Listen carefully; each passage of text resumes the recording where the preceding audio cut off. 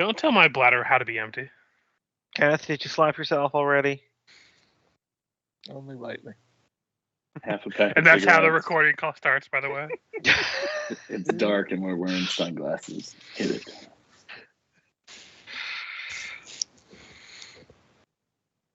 All right. So, the recap from last time. You guys continue to explore the interior of Caliburb's tower, passing through several memories, both your own and Caliburb's, gaining a greater insight to his adventuring party, their various misadventures, battling a beholder at one point, apparently. While at the same time, you learned that their final adventure, apparently to some sort of lost Dergar city, had gone terribly wrong in some way, shape, or form, and had changed everyone. You'd also learn that Caliburb knew Ivy's mother, and the gnome in Caliburb's adventuring party was Ivy's father. While exploring deeper into the memories, you saw a image of a destroyed and dead world that seemed to have all the life sucked out of it.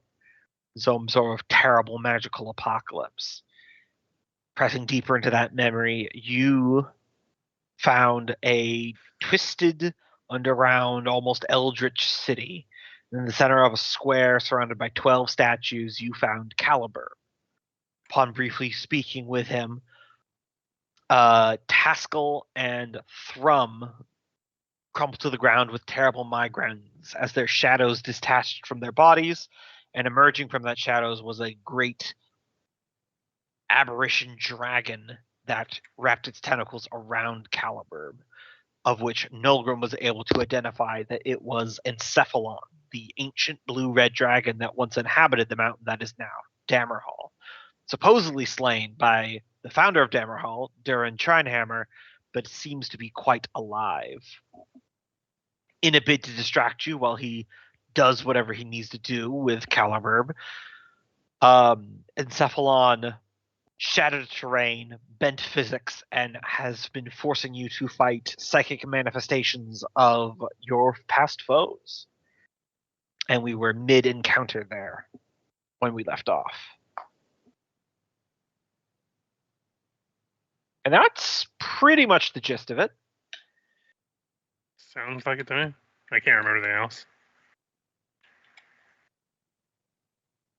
Which brings us to the question for this week. Who amongst you do you believe is doing the worst job running the kingdom?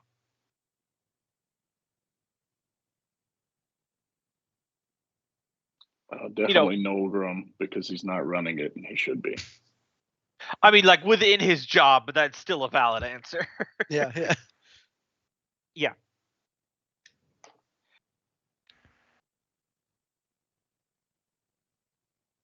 Probably Thrum. Yeah, Thrum's caused maybe the most visible damage.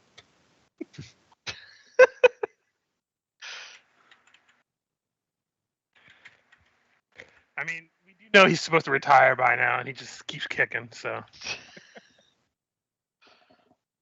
I don't think either of them are that old.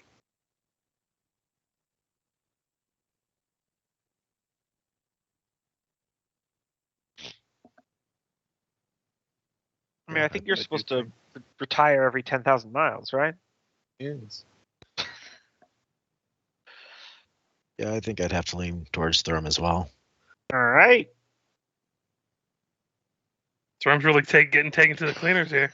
Yeah. That's all right. He can expect a promotion soon.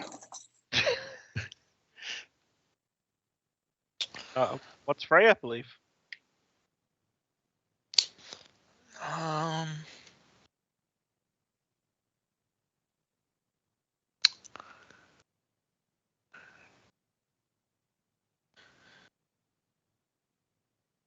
Let's say Taskell. Ooh. Take. Actually, yeah, Nulgrim has. Well, Taskell's largely been focused on the churches, right? Yeah.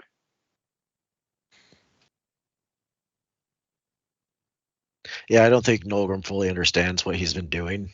So I think Nolgrim would believe it's Tascal just because he sees he's building up the churches and all that, but I guess wasn't really seeing the significance of how it impacted, what they were building. Yeah. Yes, get those fingers out. Point them. How nobody named Fergus. Hey, I think Fergus he's is doing a doing decent great. job. Yeah. Fergus he's been a mover and a shaker. Yeah, if Nolgrim had any doubts about his ability to lead, he would have taken a lot more charge in trying to, take the throne. He may have done anything for himself. Exactly. Yeah. But then we wouldn't have seen the drive that was middle finger. Middle finger does not forget.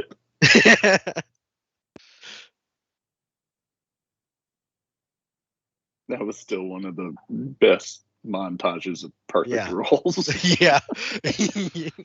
Like, seriously, if Nolgrim had advocated him for himself just a little bit more. Yeah. And the thing is, I was thinking about going to the like contrarian and just Yeah, the hang shell out there roof. for a bit. Yeah. Yeah.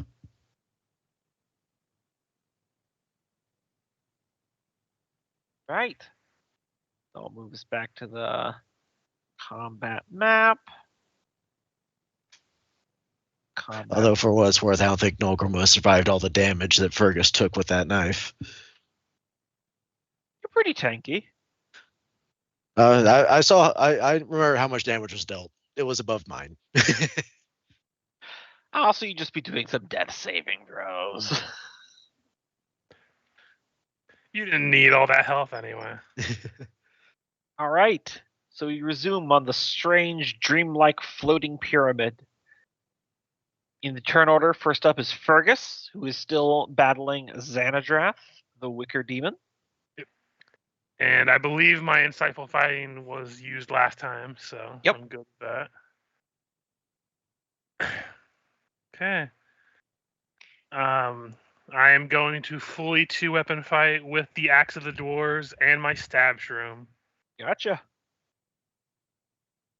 So, check sneak attack as that is on. Axe him a question first Oh, yeah, that'll hit. for 21. Second attack. That'll hit. And then the dagger stab. And that'll hit. Let me just check if he's got any. Yeah, okay, that's what I thought. Immune to poison damage. Yeah, I figured with that. Yeah, but he is bloodied now, though. Pretty Yeah. impressive considering you haven't really taken any damage from him, and he killed you last time, and now you're just beating the tar out of him. Listen, he had it coming. Oh, yeah.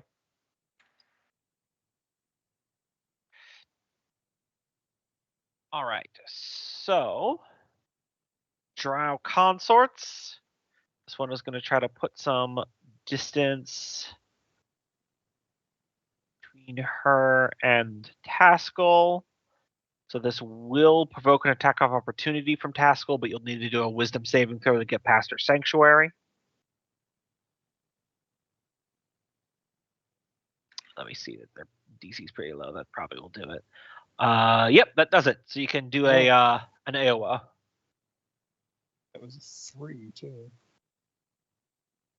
I would remind the house that you guys fought these people when you were like level 4. Yeah. Oh yeah, I know. I'm just. It still was a 3. Yeah. Yeah. That'll hit. Okay. That's to whatever she was gonna do because she is dead.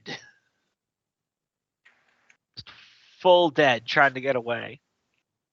This last one is going to try to inflict wounds on the summoned construct of Freya's. So not do anything. I assume 22 will hit the construct. Indeed. See how else this has. Oh, no, just one. 11 points of necrotic damage.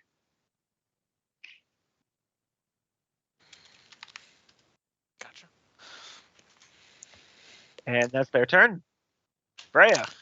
All right, I'm going to go in with another vortex warp, making All right. Encephalon give me a Constitution save at disadvantage. At disadvantage. Yes. I was doing some thinking about this, and I think I'm going to make a slight change to my adjudication on how this is working, and you'll like this.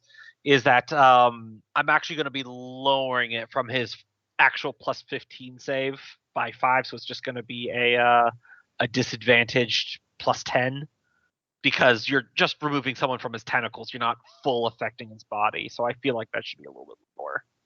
I approve. So I'll just have to roll this manually. So 14 and natural 1. Bring him Well, here. That worked out well for you. But hey, to be fair, even if it was a plus 15, natural 1's a natural 1. All right. I'm going to bring Caliburb down here, and then I'm going to spend the rest of my turn ejecting from my suit. Just bring a second token for you on there then. And then my Steel Defender.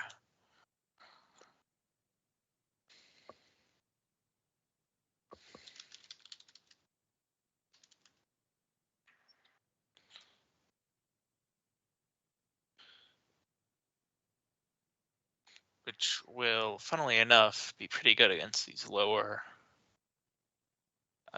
level characters.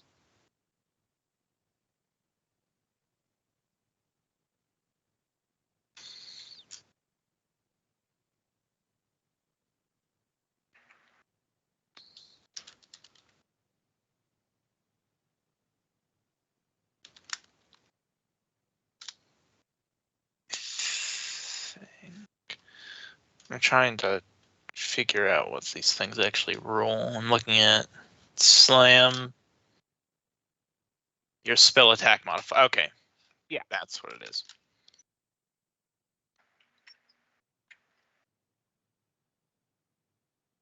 And so that's just my intelligence then, right? Your spell attack modifier. Yes. Okay. Intelligence plus proficiency bonus, right? Yes. Cool. So that's 5 plus 5, it's 10. Gotcha.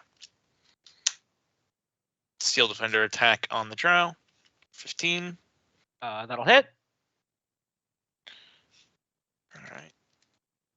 D8 plus 4. 7 damage. 7 damage. That's enough to take her down because she was already wounded. Drow consorts are no longer in play. All right, that's my turn. All right. Moment. Just closing out the sheet and stuff.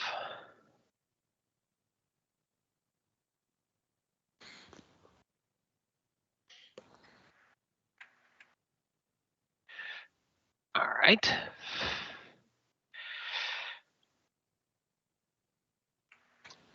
Cephalon's turn.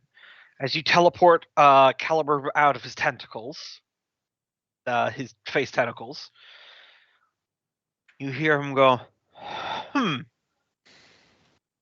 a little bit vexing, but no matter. I have everything I need. While it is too late for any of you to stop me, you have so far been quite capable of succeeding beyond statistical probability. I think I shall just kill you all now. Make sure that you're not going to be a thorn in my side any longer.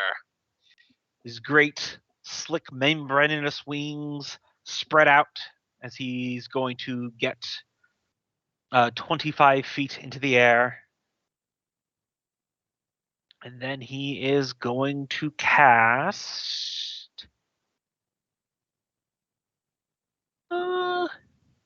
Yeah. He's going to cast Psychic Lance against Freya. You are within range. He does not have to have direct line of sight on you because Psychic Lance You just need to say their name. All right, let me just make sure. Some units of that- psychic power. That DC is not right.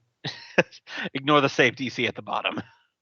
I did have Intellect Fortress up since I've been Yep. in here. So you can give me that intelligence saving throw at advantage. All right.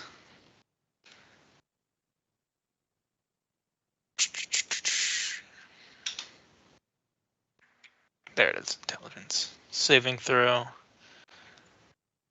At advantage. Pop the Flash of Genius at a +5. Yep, that'll pass it. So you take half of this damage and then halved again because of your resistance to psychic damage from Intellect Fortress.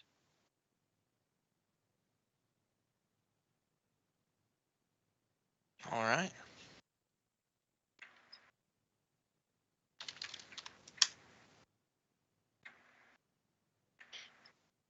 Was that supposed to be intimidating? No. Do you think I'd come into Caliburb's abode without having any sort of psychic defenses in place? Of all your entire family, Freya, you are the one that I have most underestimated.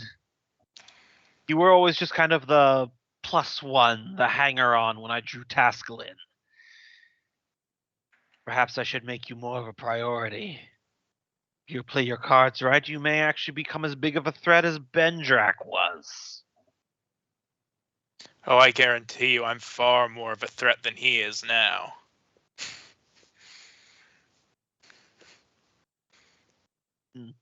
That remains to be seen.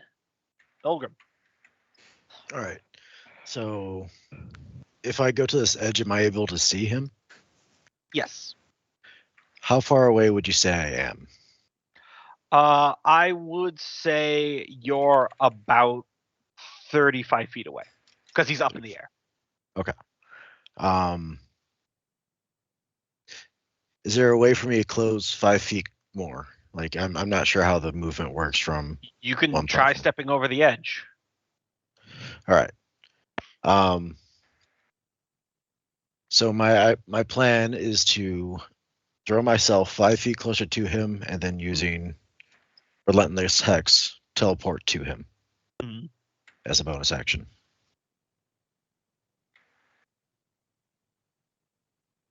All right.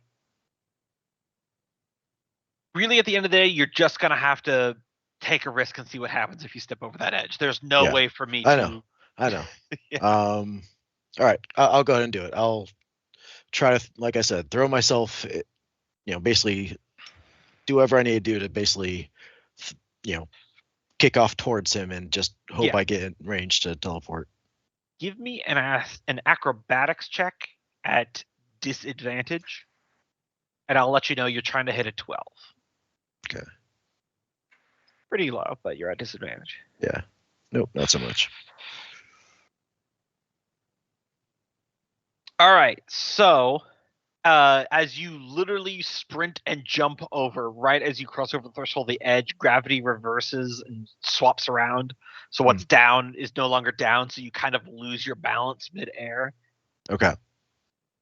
So you do end up right here, but because you jumped, I'm going to say it's going to be the end of your movement. You still have all your other actions in your turn. Okay. Then, yeah, in that case, I would like to use my Relentless Hex. Because am I within 30 at this point? Yeah, he's 25 feet off the ground. Okay. So then, yeah, I would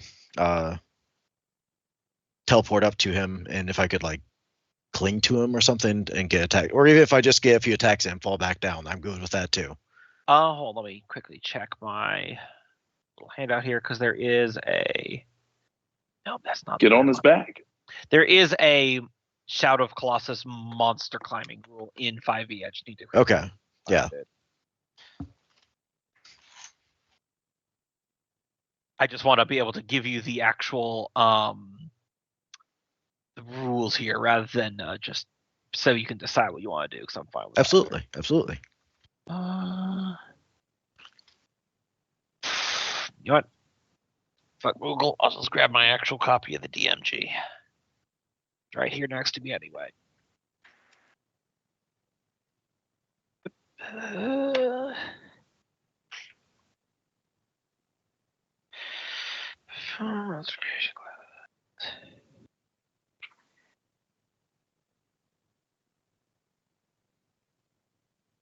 Is it?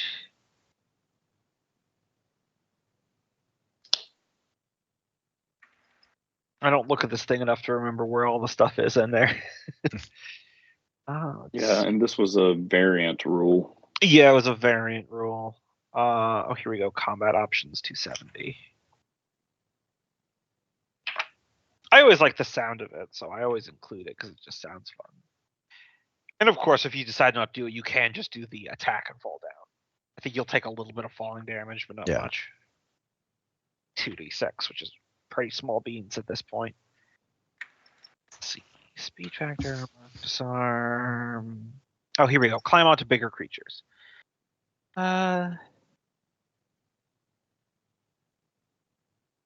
Yeah, so you could make a strength athletics or a dexterity acrobatics contested by dexterity acrobatics of the larger creature. If you win, you move onto their space. You can move around on their space.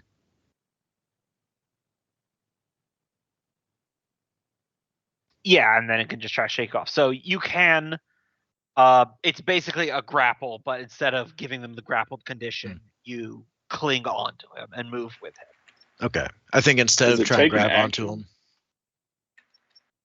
I would allow it in place of one attack of your multi-attack. I think I'd rather can I get a full attack and then just fall? Yes, absolutely. Okay. That's why I was I would giving like- you the options. Yep, I would go that route. Okay.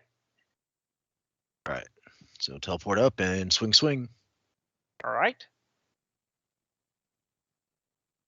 At advantage since I've got greater invisibility.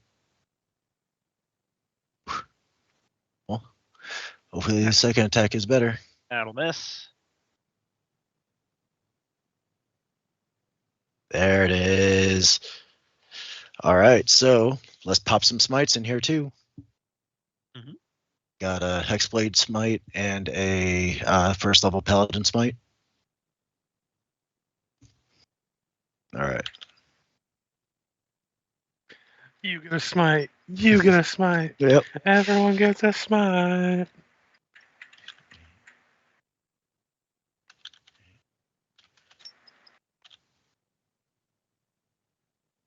And I've got fifth.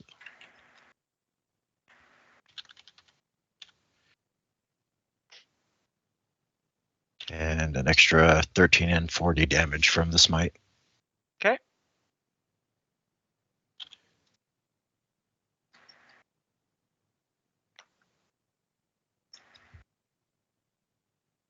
All right. Your turn. Yes, it is.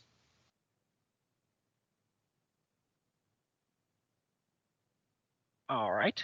One moment before we get to Taskell here.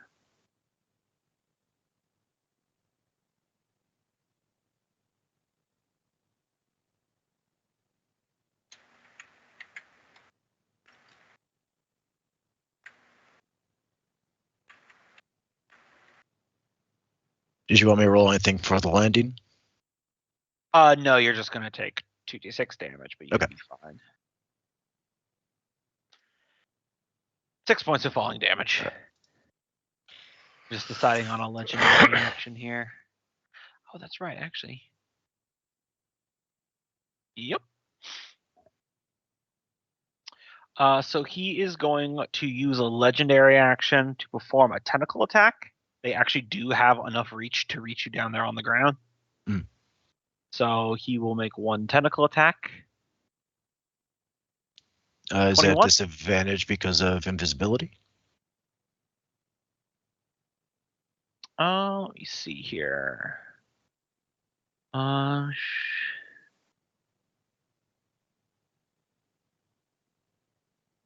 No, it does not have disadvantage. I was just reading his abilities about that stuff. All right, So then it's just a flat 21. then that is a hit. All right, so you take 14 psychic damage and you are grappled. Give me a DC 20 intelligence saving throw. Uh, intelligent, you said? Yes. Oop. All right, you are stunned until the grapple ends. Oh, okay.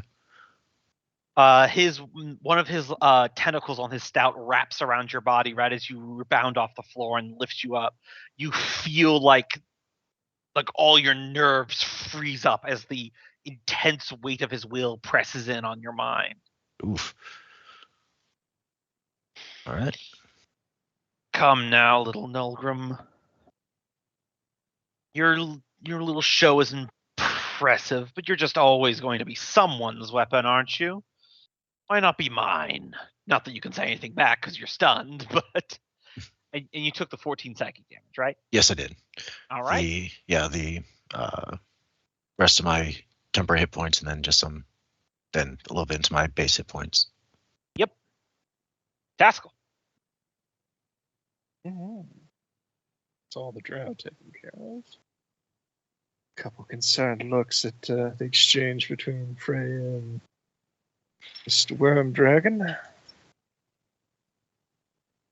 I guess I will try to get to the edge and go over and see Milgrim over there. Yep.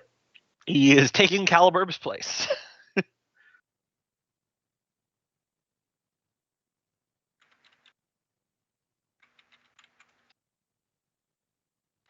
Still got 20 feet of movement. Although, what do Oh, hold up, because I was reading the grudge blade thing as well, and there's a little bit extra damage.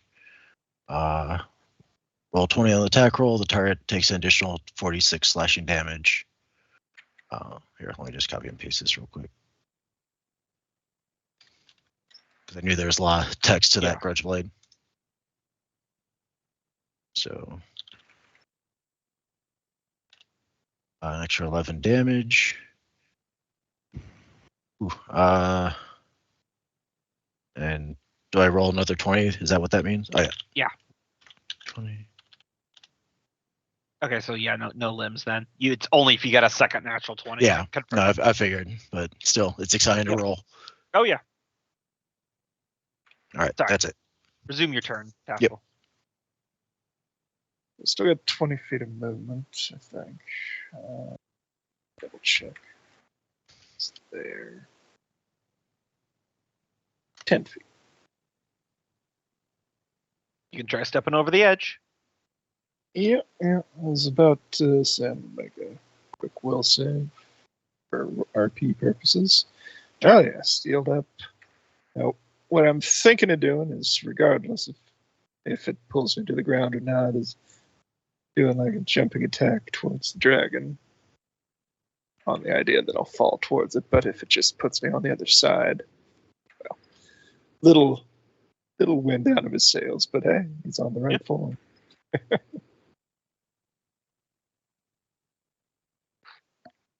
So which is it just going to land on that side? You're just going to land on that side. Effectively stepping from one side of the pyramid to the other is just difficult terrain. The only reason why Nolgrim had to do is because he was doing like a long jump in addition to it, and then he got a 6. So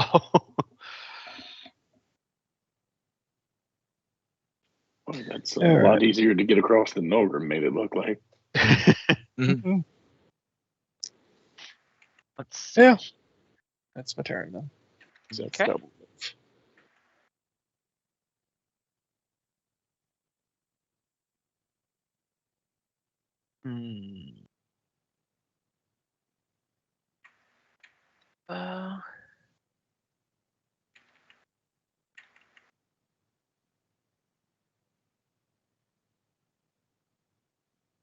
Yeah. Let me quickly read this spell here.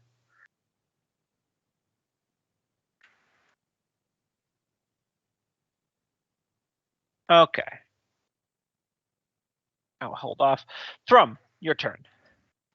All right, Thrum is going to use his Ghost Water Dive to splash into a puddle and try and reappear on the back of the dragon. Okay. And then he's going. Is there any kind of like Oh, probability are of me you trying mistargeting? to grapple him or? Yeah, so he's going to teleport there, and then he's going to use his chains as a bonus action to try and grapple him. So just to be aware of size differences here. You're large and he is gargantuan, so you can't actually grapple condition. You can try to cling onto him, but that doesn't count as the grapple condition. Oh. Let me check. If you something want to real quick. grapple him, you need to start powering up to go pyroclastic avatar form, because that's your actual gargantuan size. I can grab him. Yeah, but I don't have the effects right now to get into immolated form. Like no one's really been hurt that much. You don't have to do that anymore. You've improved your mastery of it. All right. I remember you said some things had changed, but I need to mark that on there. All right. It does not seem to be an action. It's You just may enter this form as a free action whenever you assume a the rage. guardian form, provided you meet the following two conditions. You must expend one rage. All right. He will expend a rage. Go in. All right. You should be able to swap your token to the middle one.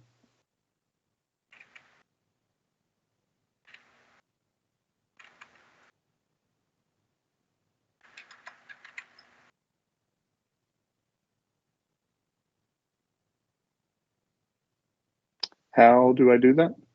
Here, I'll just do it for you. It's a right-click thing, but Got it. I got it now. Nope. Open character, multi-sided. Got it. Yep. All right. Mark that rage off. And I've got to be in this form for 2 rounds, right? Mm-hmm.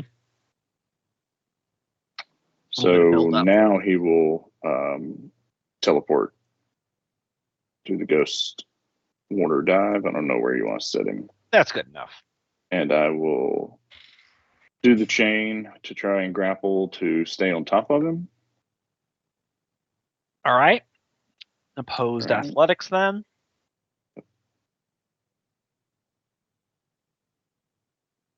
$34. Well, I thought it was his acrobatics for him. For just the staying on him, not like a grapple, yeah. Right. It's way, the same result -1, so it's whatever. Yeah. So would he still take the damage that I deal with that attack, but not be grappled? Because remember, my chains still do damage. Yeah, I suppose he would. All right, this is super high because I'm adding 1d10 fire damage, and I'm not critted. Look at all you fuckers with all your natural 20s. So yeah. All right. You are on him. He has one single attack left. So he will hit with the Scalebane Axe, which this is a dragon, right? Yes. Dragon subtype aberration. Yeah, so he is a dragon. All right. So we're doing charge damage, rage damage, immolated fire damage, plus dragon damage, because Scalebane is a dragon weapon. Yep, Dragon Bane. Does it 24 hit? That'll hit. Then I need to read what else it does. That's it. It just does extra damage. Okay.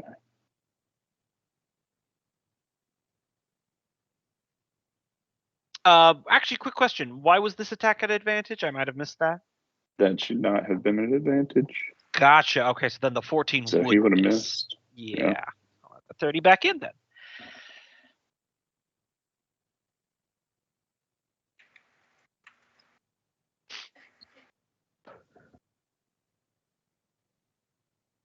All right. End of your turn, Thrum? Yes.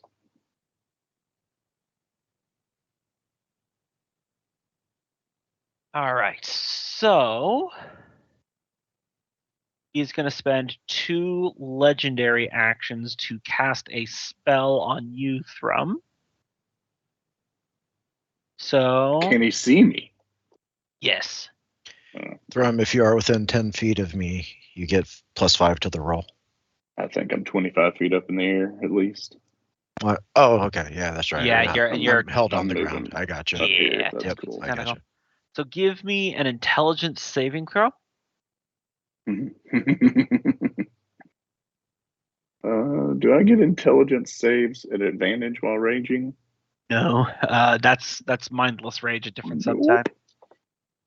I mean, that's a high roll, everything considering. All right, so a couple things happen. First off, baseline, you take 15 points of psychic damage. My weakness. Your intelligence score and charisma score then becomes 1, as you've been affected by feeble mind. Yikes. Good old feeble mind. So as you land on him with your burning chains, Ghost Rider style, lashing out with your axe that skids off of his scales, you hear a voice inside your head, Thrum. Says, "You of all people should be thankful to me, Thrum. That day on the bridge in Faster Vault when you were so filled with rage and asking for a power to step in, did you really think that you were exceptional enough to draw in the spirit of the mountain to give you strength? No, I set that up. They were asking for a vessel, and I saw you were open to it. I set up the handshake. Everything that's special and unique about you came from me. What would happen if I just took that away?" And that's when feeble mind takes hold, and your intelligence and your charisma becomes 1. Good news is most barbarian powers could very reasonably be argued to still function with 1 intelligence. So, but that is Ignis's turn. All right. I was muted again. I was gonna say at least you can also discern friend from foe when you're feeble-minded. Yeah, that's a big one. I see what spell she's got.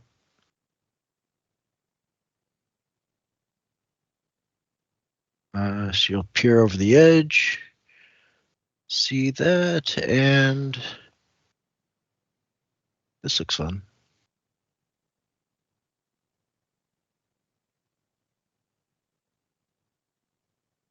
Fun. Let's see.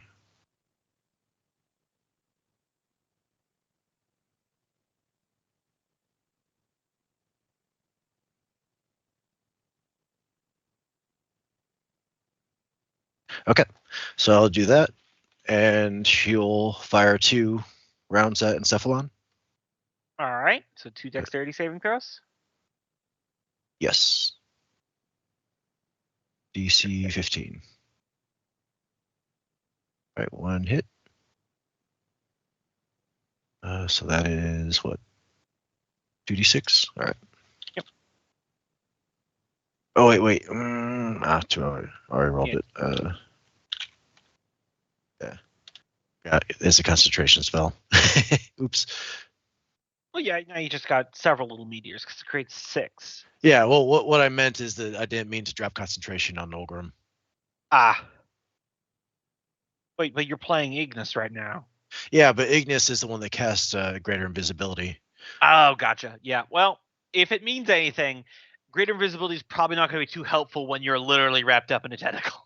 Fair. Yeah. Okay. So that'll be your action. Take those few shots.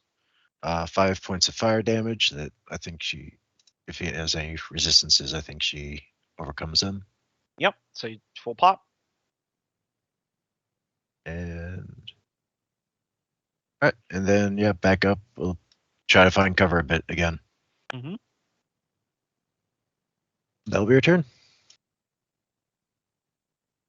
All right. Xanadrath is just going to keep trying to kill Fergus. Yeah, he doesn't have anything else better to do here, so 1 melee attack against Fergus, 16. That'll miss. Claw. That'll first claw will hit. A nice 4 points of damage for you, good sir. Hey, I still haven't even gotten into my health. Yep. Fergus. Bonus action, Hunter's Mark him. And I'm gonna go in swinging. I don't have anything to reroll in this system. Never mind. Yeah, that's gonna be a whiff. Yeah. I mean, it's Second not like you're one. not winning this contest anyway, buddy. You, You just So- did 26 points of damage in 1 hit, so And those are a lot of ones. you. That'll be my turn. Not a whole lot I can do right now when I'm just 1v1 in a tree demon. Yep. Freya, you're out of your suit.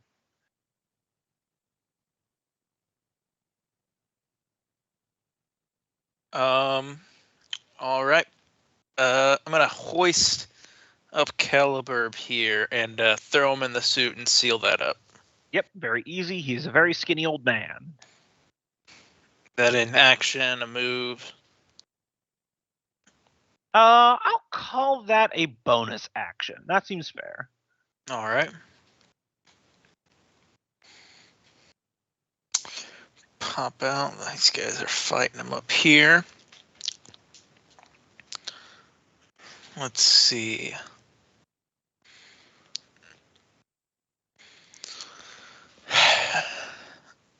Can I do a knowledge or something to pinpoint what exactly has maybe happened to Encephalon to get an idea of maybe what some of its weaknesses would be, Ooh, yeah. Well, I guess or what some of would- its resistances would be? this would be an Arcana check, I'll say. I think there's some base information you'll get no matter what, but yes, yeah, Arcana check first. 15. Yeah, so you know that he was an ancient blue dragon, so money's good he's immune to lightning damage. I'll definitely say that on a 15. You're smart enough to put that together, that he's immune to my lightning damage.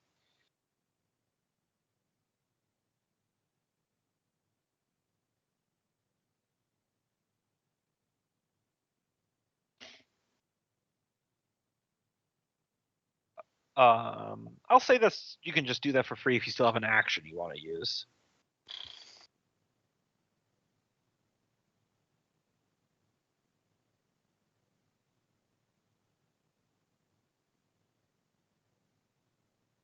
Are you saying anything because you're muted? Sorry. I think I'm going to pop a fireball. All right. Over on this side God. where he's not gonna. Yeah, my rolls are not working. Yes! Take that fire! And I examine him. Does he appear to have any resistances against this fire? He does not. Alright, that is my turn. Though as you examine him as the fire rips into his form, you do notice that the edge of his body seems to fray a little bit in a manner most similar to how the mind flayer, not the mind flayer, the beholder was. Hmm. So you're thinking he might be a psychic projection and is not like the actual flesh and blood body of Encephalon that is here. Damn. I would relay that to everyone that I don't think we're fighting the real thing. Do you look his form wavers just as the beholders did? And that is my turn. All right. Cephalon's turn. He is going to start by casting a spell on Thrum. So, Thrum, give me an intelligence saving throw. Don't worry, I got this one. All right, hold on. Let me change my intelligence real quick to a 1. I'm hoping for a nat 20. That would be too perfect. All right. So you've been affected by Dominate Monster. Are you calling me a monster? It affects everything. It's a weird spell because Dominate Person only affects humanoids, but Dominate Monsters affects everything. I was I about don't- to raise that same question. Yeah, I don't know. I when I was preparing the stat block, I had that exact same question, and I looked into it, and it's just such a weird rule caveat. It's like the cure light wounds, cure moderate wounds, cure major wounds thing, where I feel like it should just be one spell. Yep. All right, y'all better run. Yes. So in your mindless rage, Thrum, you receive a telepathic command, kill Taskell. So he is going to fly away, but I'll say, since you're not really in the spirits to disobey anymore, he'll let you drop to the ground as he's going to fly away a little bit here. But he is taking Nulgrim with him. Mhm. He is going to flippity flap over there.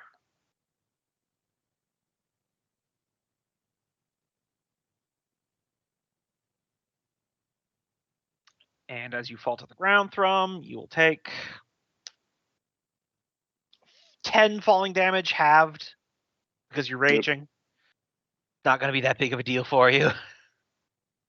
Do I have the mental capacity to soak that damage? Do you feel like a 1 intelligence Thrum would still have access to combat maneuvers? I'm putting this out there because if falling, I feel soaking like is it's good for pretty- you.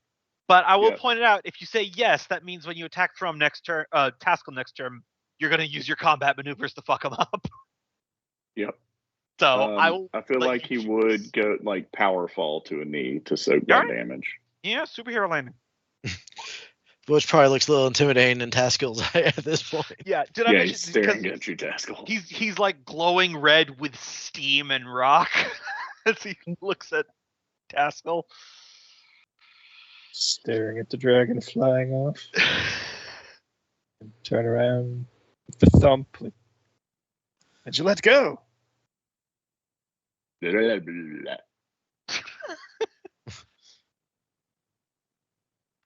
That's only moderately less coherent than usual. He points at you and then does the axe across the throat real slow.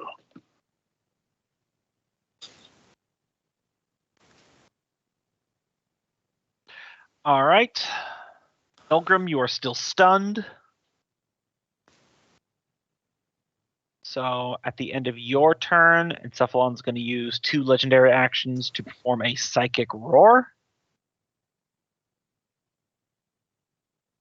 Powerful and terrifying draconic roar resounds in the heads of everyone within 30 feet. So that would be Nulgrim, Freya, and I guess the Steel Defender if it's not immune to psychic damage.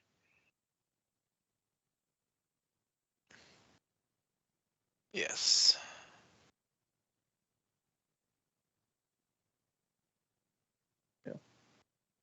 Yeah, I would still take it. So she said it's an upside down pyramid. I got to interrupt for 1 second.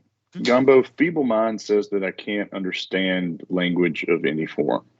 Yeah, it's but Dominate Monster says you can impart commands telepathically via a two-way link that's established with it. But how would he speak to me? Inside It's that like telepathic bond. Yeah, it's like true speech, man. Okay. I just wanted to make sure you're good with that. Yep. It's a mind to mind thing. No, I got a 1. All right. So Milgram succeeds. Summon construct. Intelligence 2. Plus 5, 6, 7.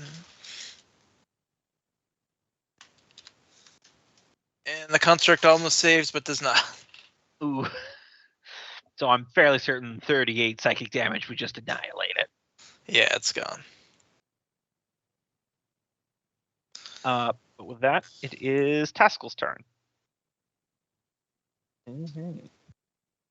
How much damage do I take? Having passed. 38, and then you have it. 19. Let's I take half because I got that mental shield. And he can teleport, but he's going to choose not to this time because he just moved.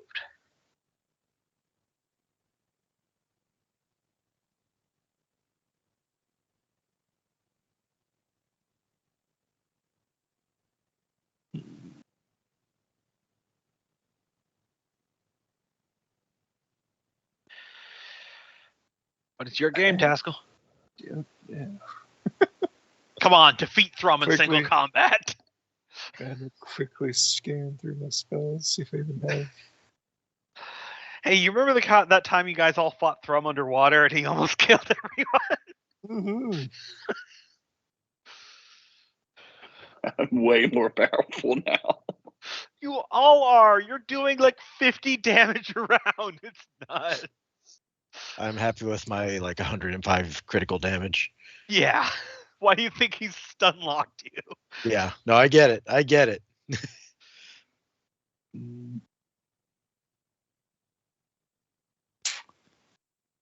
Fail. That would work. I don't think I have 100 GP of spell components. So I'm just. I forget. Was there a defensive stance thing in 5e? Full defense. Oh yeah, there was the Yeah, disadvantage. to dodge, attacks. yeah. So I'm just kind of hunker down and prepare to dodge from because it's gonna hurt.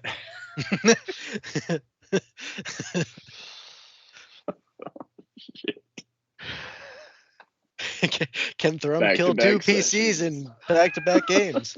Okay, in Cope's defense, though, I am mind controlling him, so if he does Yeah. kill Taskell, No, I know. I kill get me. it. I get it. I get it.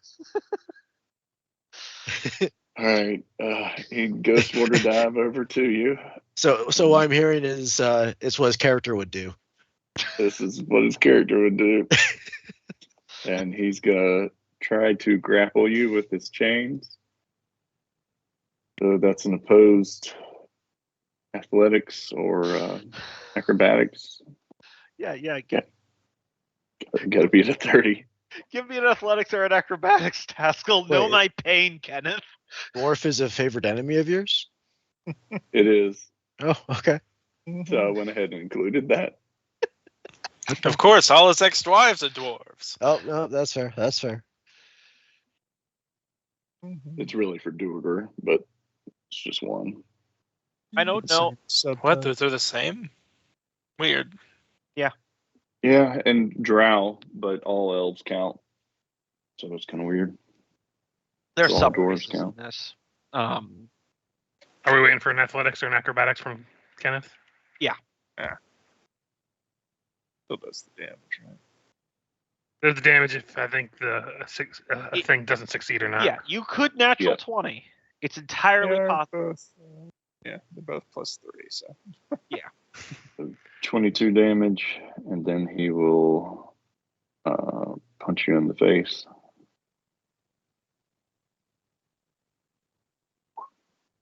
Not at advantage, so 13. that will thankfully glance off the armor. Yeah, There we go. especially since at disadvantage too. That's But you are grappled now, Taskell.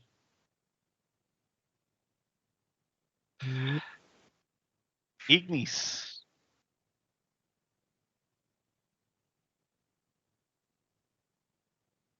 D Loki. I'm on it.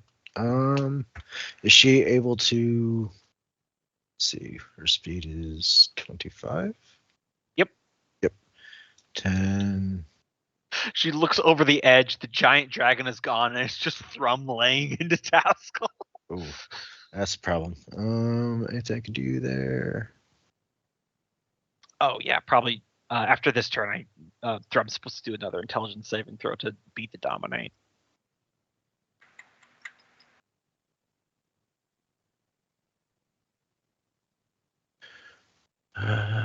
No, nothing to do there because everything else is.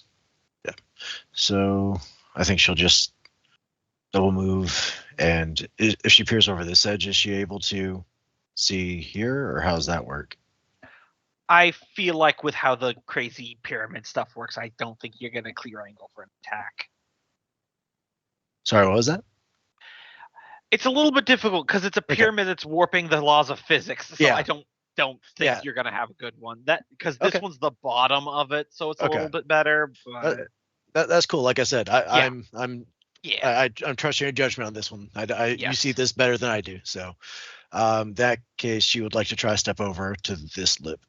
yep. It's effectively just difficult terrain, so it costs 10 Okay. feet. All right. And then, I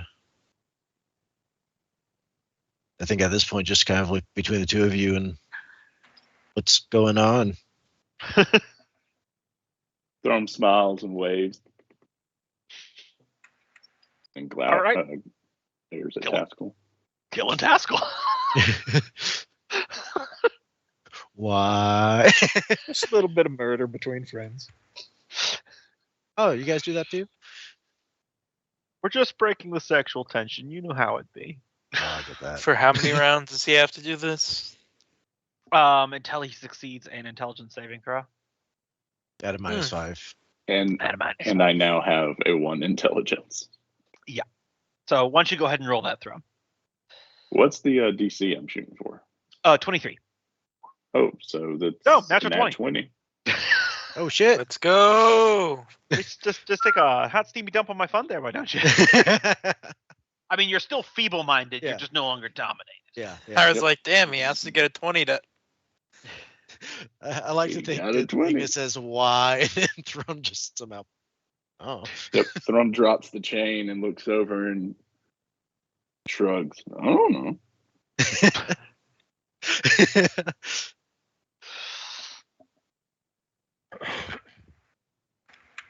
Anyway, back at the farm. Swish. How is his brain entirely rocks? 6 slashing damage, Fergus. Okay. Where I was on the wrong part of the map. Hold on. Okay. I'm almost into my HP now. I'm just having a good old time over here while everyone else is dealing with the dragon. You're like, this is extremely cathartic for me. I haven't even looked over to deal with the dragon yet. Yep. Axe attack.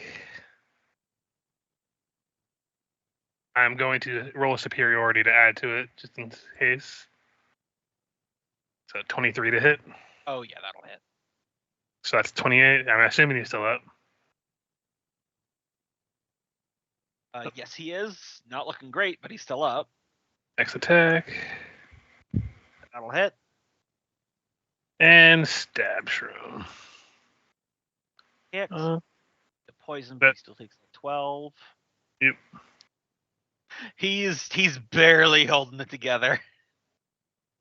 yeah, that's all I got. You're just style on this fool.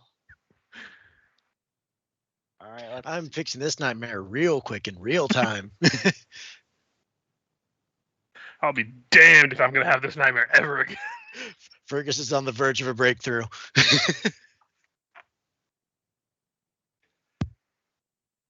Let me quickly check something here. Turns out this tower's really good at therapy for him.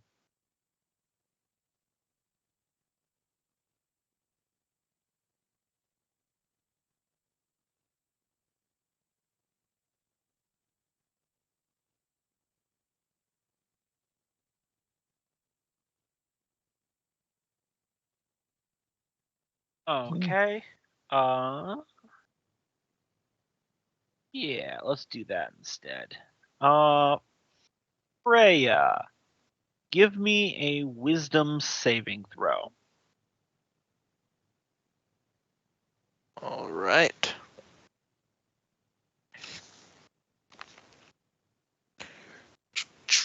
Wisdom, go.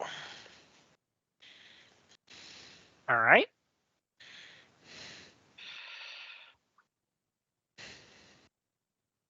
As Cephalon speaks aloud.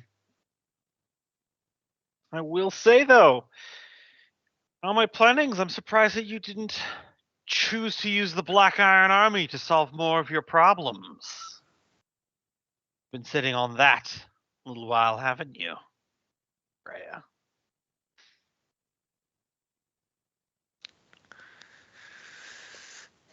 No need to use it. We can take care of it ourselves. So I'm going to ask you an honest question here, Michael. Did you just think about the crown and its location?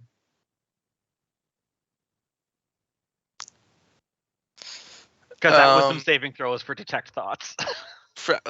What did I? Yes, that's why he brought it up in conversation. No. Fucking did I? No. Honestly? Like, come on, be honest with me here. I mean, no- if no you want me purple. to say that going through Freya's mind, but I wasn't thinking about Nolgrim or the crown or Okay, any of alright, that. that's why I was just asking. Dylan's got to try. It is your turn now, Freya. Okay.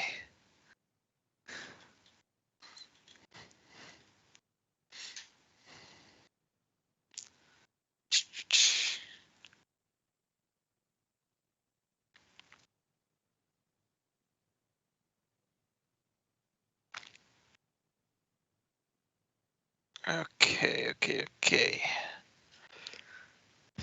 So, has Thrum indicated at all that he's friendly again? I don't think you can really see him, or I don't think you even knew that went down, honestly, because you don't have good line of sight. I imagine your attention's directed to the Titanic Dragon.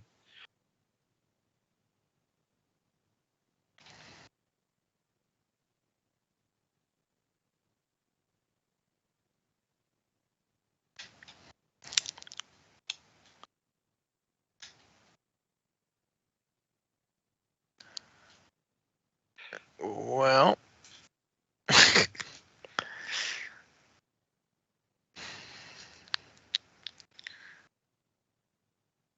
I mean, I guess I can throw another fireball at it.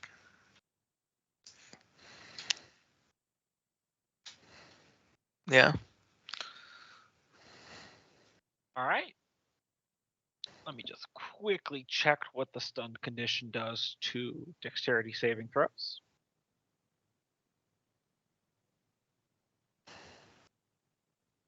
Automatically fails. Okay, cool. So, Nolgrim, take 25 points of fire damage as I roll for Encephalon's dexterity. Whoa, why am I casting it over by Nolgrim? He's in his mouth tentacle. You don't think he's not going to maneuver him around to take the blunt of it as well? I'll even say he uses a reaction to do that, to be fair. Okay.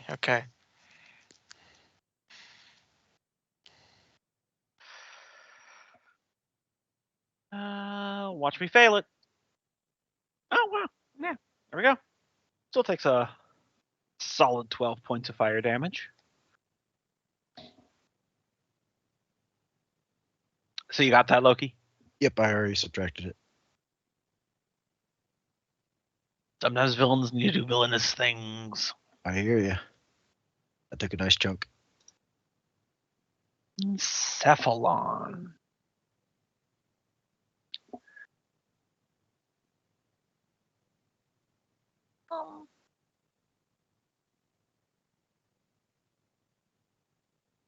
So many ideas. But instead, what's the reach on this? Okay. He's going to flap down here. That should put you within. Oh, yeah. Dragging him with you. He's going to land with a mump. First up, he is going to frightening presence. So this is realistically just going to affect Freya because Nolgrim's still stunned.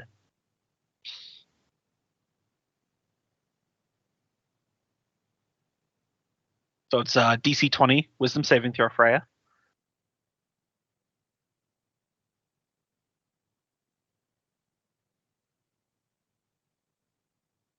All right.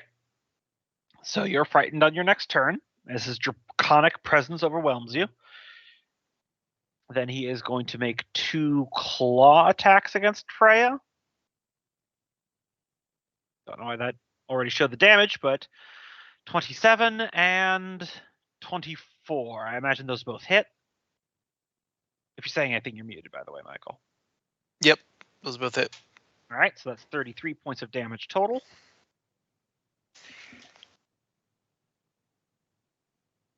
And then, Is Caliburb just incapacitated at this point? yeah, he's incapacitated inside the suit. Gotcha. Okay.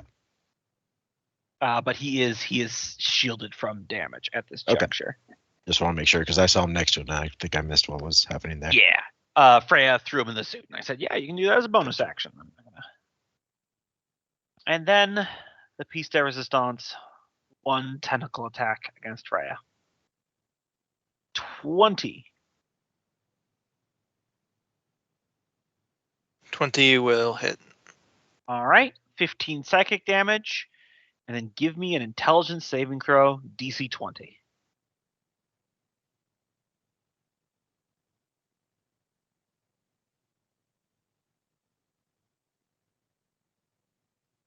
Come on. Oh. This is bad. All right, so you're pulled in there and grappled.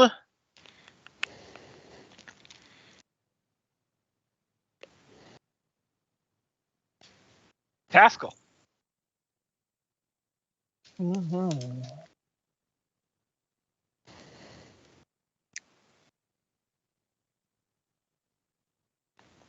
Drum doesn't Yeah, appear when I to was- be hostile to you any longer. When I was looking at my spell list earlier, I realized I do technically have Dominate Monster myself. Just take direct control of Drum.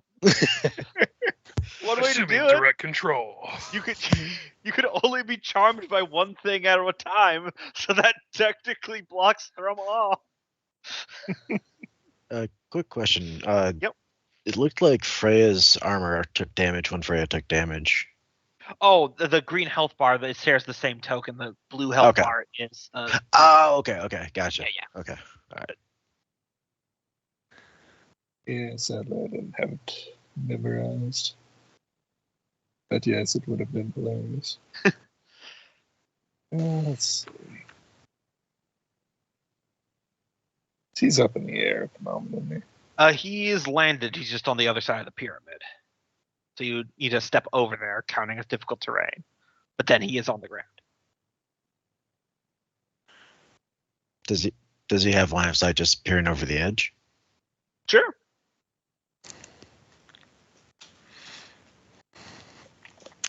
Alright, well, that thing's turns last time. If he's right there, the hammer's still right there, because I also forgot to move it. Really use a thrum to come and punch this thing for us? 15 Uh, from- Yeah, it's gonna miss. Alright, so that's 10.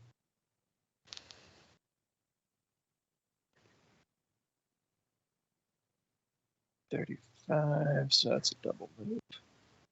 To get in range of him.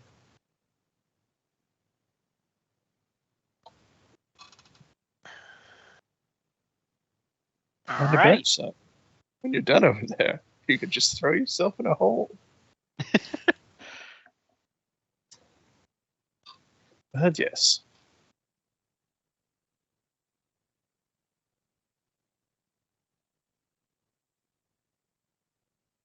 Let's see here. Hold on.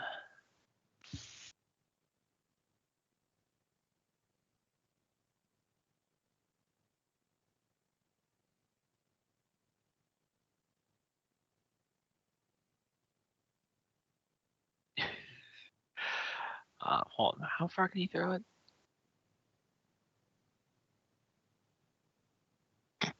You know what?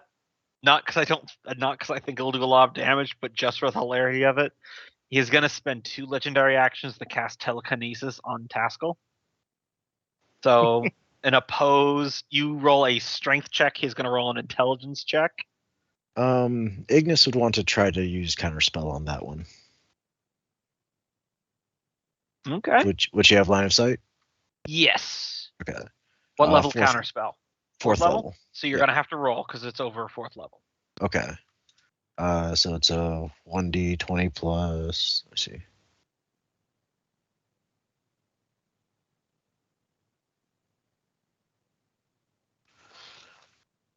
Let me just see what the DC, what you're trying to go for is here.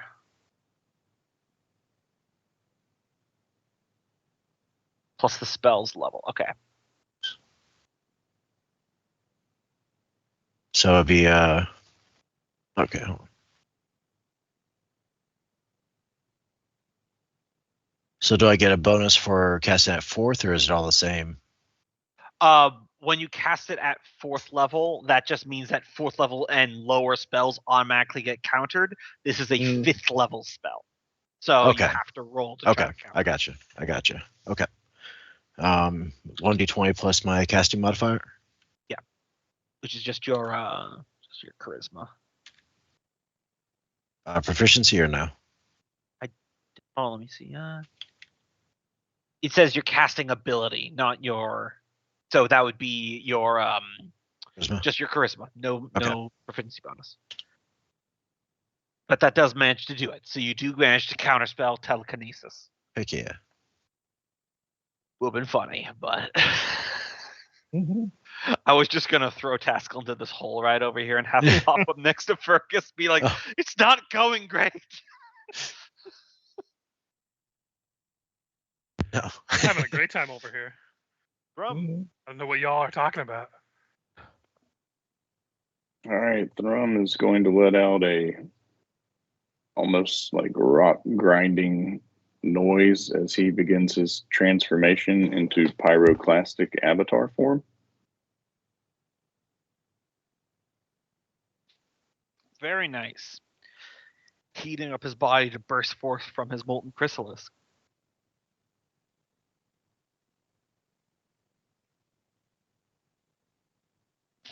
It is a full round action, though. Then you'll assume that form at the start of your next turn. Okay. Ignis. Over there powering up like a Super Saiyan. She will bonus action fire 2 more meteors at him. Okay.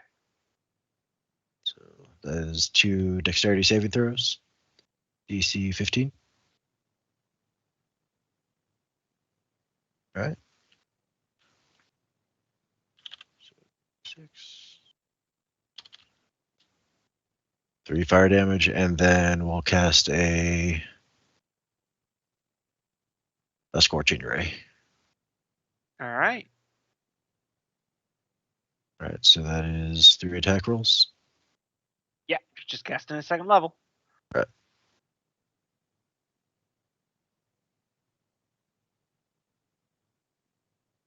Yes. Yes.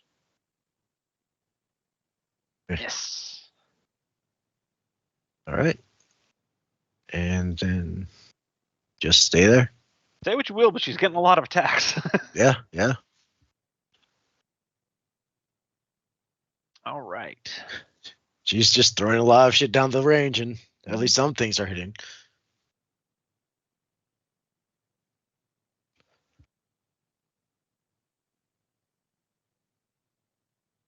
Xanadrath.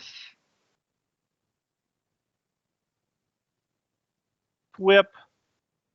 Claw. Oh. I know at least 2 of those hit Fergus. Richard? I'm sorry, I was muted. All 3 of those hit. All right, No, if you go 0 for 2 against Xanadrath. All right, so 14 bludgeoning, and you are grappled. Then you take 5 slashing damage from the claws, and a smoking hot 7 slashing damage from the other claw. Good thing is, I don't have to go anywhere to fight this guy. Grapple me all you want. Hang in there, Fergus. You're just getting cut to ribbons. Don't worry, we got this. That's a hit. That's 21 points of damage. Actually, it's plus 18 because I didn't add sneak attack to it. All right. So how do you kill this guy as he wraps his roots around you? He wraps his roots around me, lifts me up, and I'm like, oh, good, eye level. And I just bring the axe down onto his head. Yeah. Splits him down the middle like a tree, and he fades away, which is a little unsatisfying, but Like, oh, okay, what's happening? Oh my god, what the fuck's happening over there? you don't even see them because they're on the opposite side of the pyramid. You just hear the shouts of pain in battle. Can he hear the shouts coming through the holes? I mean, it's not that huge of a Okay. physical space if you measure it here.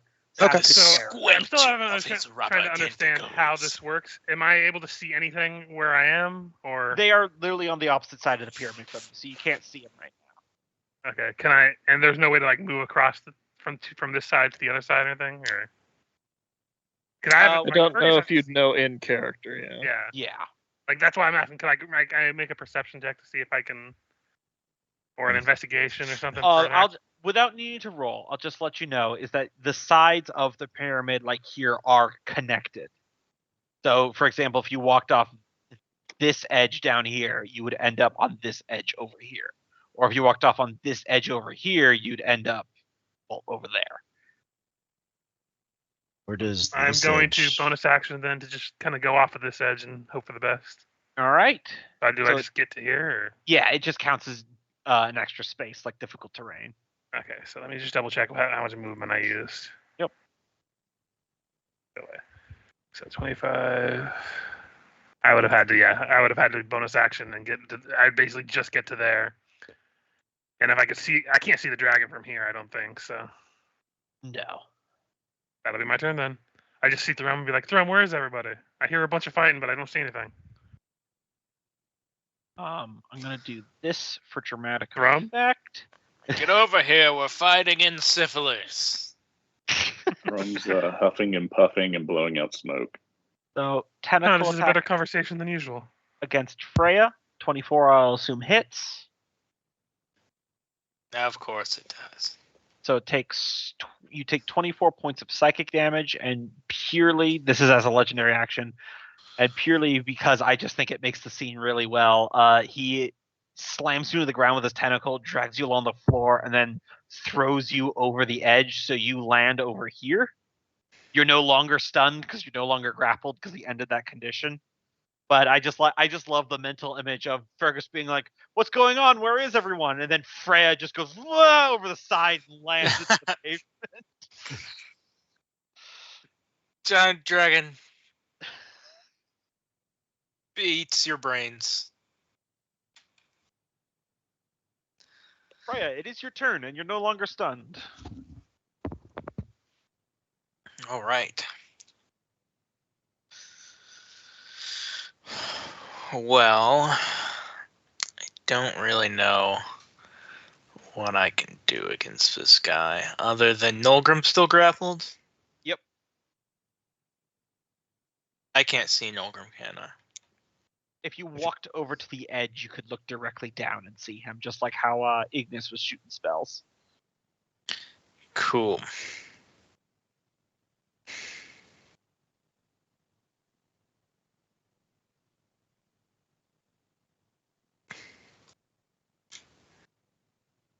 All right. I vortex warp Nolgrim over.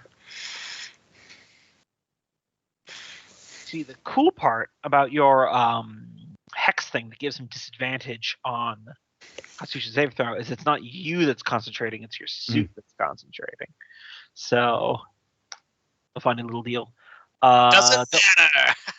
Level 17s. Double 17s. Get over here, Nolgrim. Whoop. Oh. Thank you. Don't thank me until he's dead. And that'll be my turn. I'll maybe stop up here, but Yeah. I'm inside of my suit, so you guys need to get to beating this guy up.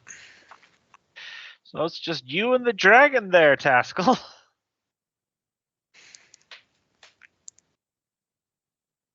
So first up, Taskell, frightening presence, wisdom saving throw.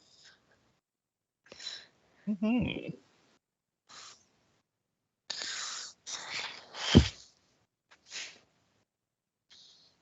All right, you're not frightened, but you are going to get a claw attack and a claw attack. Second one does it. That's 15 slashing. And then a tentacle attack. Ooh, that's a natural 1.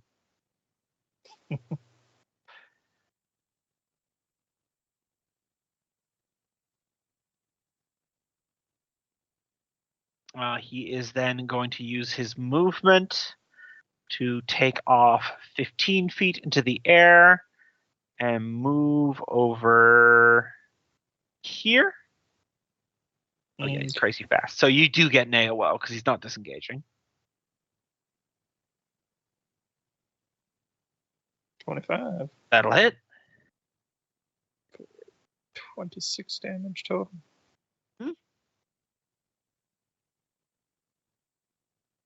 Lucky you avoided that nasty tentacle one. That's the one Oh, you gotta look yeah. out for.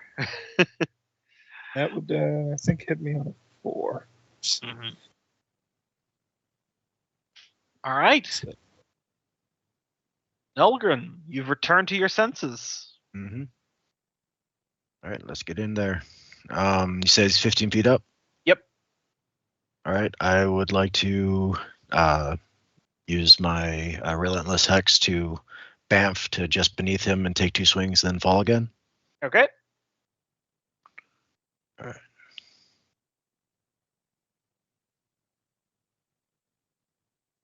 This one. Miss. That one will hit. All right, and no, I'll keep the spell. Actually, no, we'll just go ahead and use it. Yeah, we'll do my last smite. So 5th level, and I'll upcast it with my the Cloak of Mighty Magic. All right. So that would be 5. I don't 6. think your Cloak of Mighty Magic works with smites because No? it lets you cast a spell at a higher casting Okay. level, not literally counts as a higher spell slot. Oh, okay. Okay. In that case, I'll go ahead and just not smite then, and Yeah, just let that's that damage be the damage. Yeah. All right. Then section. So teleport there, attack, and then I would like to use my move to get closer to Thrum. Yep. Into your turn. And that'll be my turn. All right. Taskell, your turn.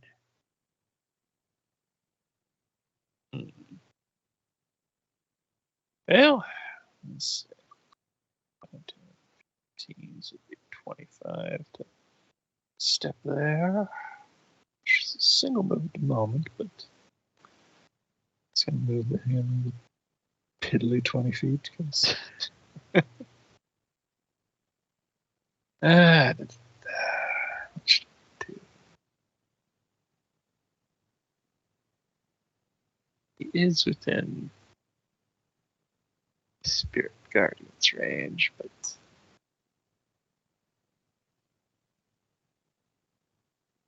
actually, you know what? I have not used this yet that I remember, so cast Flame Strike at 15.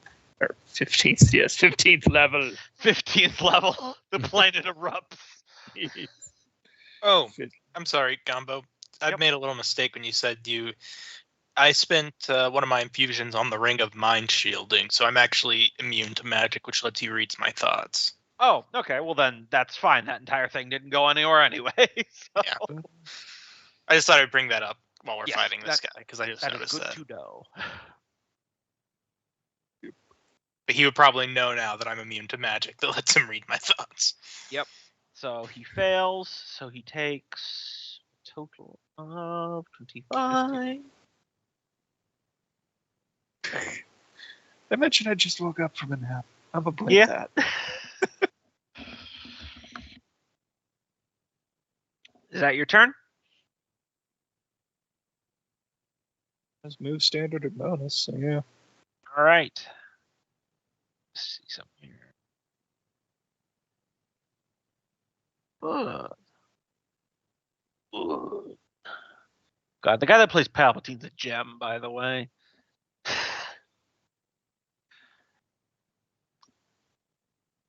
So he is going to use 2 legendary actions to perform another Psychic Roar. Everyone except for Thrum, give me an intelligence saving throw. Because it explicitly says creatures with 4 or higher intelligence. And Thrum has 1, so he takes no damage. Why you gotta keep pointing that out? He's so stupid. Give 1 for Ignis, too. Finally rolling above a 5 on my intelligence save. All right, so everyone who succeeds takes half this. So 22 if you succeed, which is everyone except for Taskell and Ignis. So they take 43. Mm-hmm. I only take 10 because I got psychic resistance. You said we Yep. take half, right? You said. You take half on a successful save. And then he teleports over here, kind of on the edge of the pyramid there. Teleporting bitch. Gotta make the big dragon boss actually difficult for you Mhm. 60 damage swinging motherfuckers. So is he like halfway in, halfway out? Is it splitting him in half? He's on the edge of the pyramid. He's just on the edge. Is he on the ground or is he still flying? He's actually still flying because he's in the air. Okay. Because technically he controls the pyramid. Yeah, I was just curious. Yep.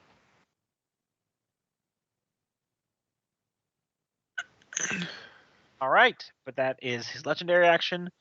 So Thrum, I believe at the start of this turn you assume Pyroclastic Avatar. Absolutely. Would you like to? I'll enlarge your token, and then you can swivel it to its final side. Kick his ass, Thrum! So now just a constant hum of that like fire breathing noise that's just too loud and just heat bellowing out emanates from Thrum, but he's not actually saying anything.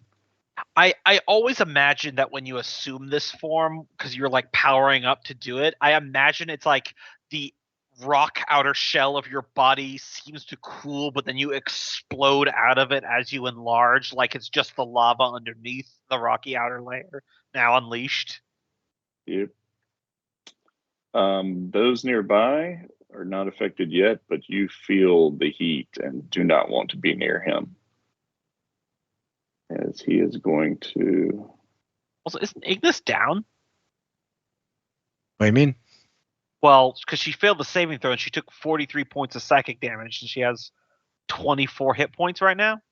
Well, that's because she took 43 damage. She Oh, did okay. have 62. Just want to make sure. Yeah, no, Yeah. yeah, no, I got her. She took the damage. With this size difference, could You- Thrum grapple him at this You point? can now grapple, yes, because he Can is a he bigger. still land on top of him? No, it's just normal grappling now because you're both considered gargantuan. All right. But you can make Kaiju battle. Yeah, here comes the big boys. All right, so he's going to Ghost Water dive over here so he doesn't melt his friends. By the way, he dropped his sword or his axe right over here. So the Dragonbane axe is laying there. Although I don't know if y'all would have to attune to it for it to help. Yeah, they would. Yeah. And with that, he is going to attempt a grapple.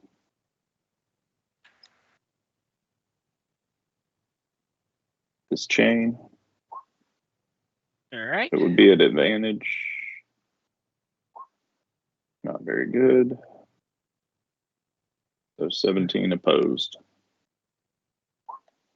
11. It works. So he would Although- take 30 damage. Hmm. Then Rum is going to punch. Motherfucker punch. He's now grappled.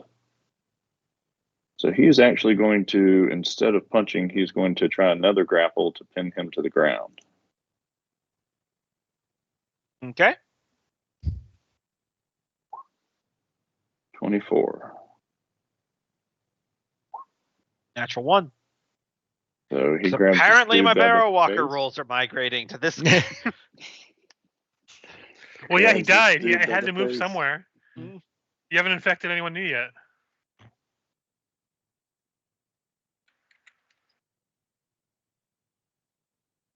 That's his turn. All right. Gonna spend his last legendary action for this round to make a tentacle attack against Thrum. So will 20 hit? It would hit. Okay. And what's your But- damage threshold in this form? He has a damage threshold of 20, but if it Alright. passes, he gets a wisdom saving throw of the attack's damage to try and still bypass it. Yep. So go ahead and do that. DC 27. He's got to get a nat 20. Close. All right. So let me note that down somewhere because that's going to be important. Wait, it says DC 20 though. Huh? Where? Oh, sorry. Oh, I thought. Sorry. No, I this thought- was a different. This was. Oh, This no. is a different thing. I gotcha. I was just looking at the tentacles. Now he gives me the intelligence saving throw. Intelligence saving throw? Oh, you get hit that's by for the the tentacles. grapple. That's for the grapple. Got it. We're gonna be grappled together, guys. And you are stunned now as you're grappled. Oh, do I lose my grapple and my pin? Yep.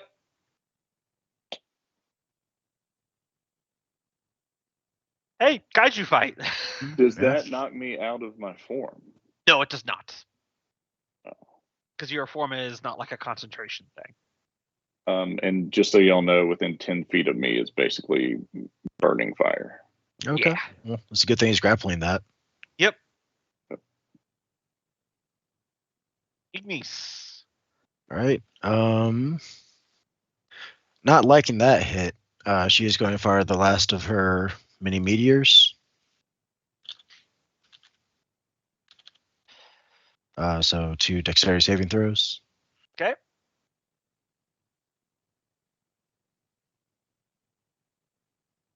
All right.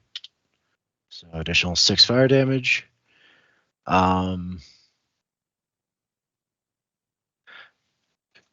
Given the reach she's been seeing the tentacle, she's in range, right? Yeah, they're 20 feet. All right, then she is going to disengage as an action and get some distance. All right. She's died plenty of times for the group. I think she's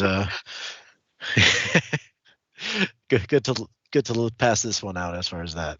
Yep. All right, that's her turn. All right.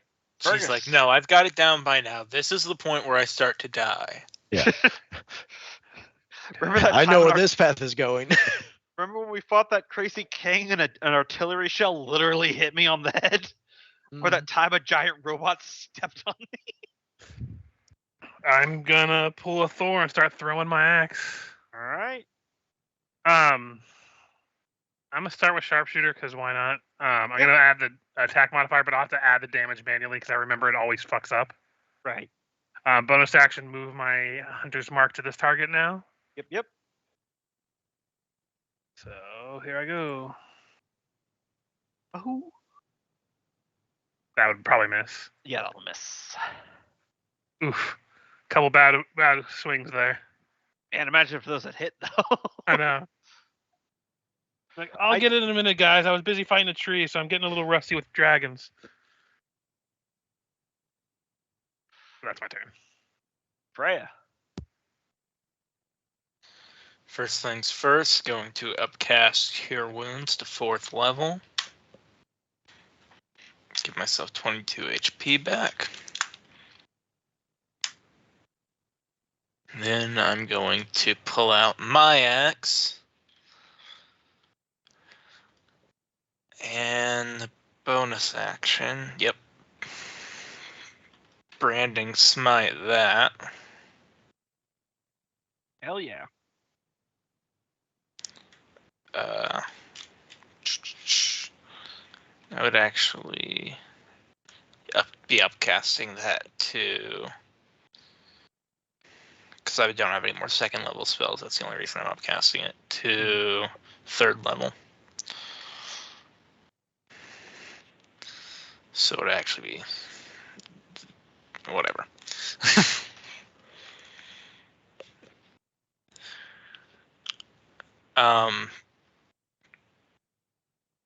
But that's my turn because I can't do anything else. But it saves until my next attack. So All right. I would also move actually. Oh yeah, go ahead and move.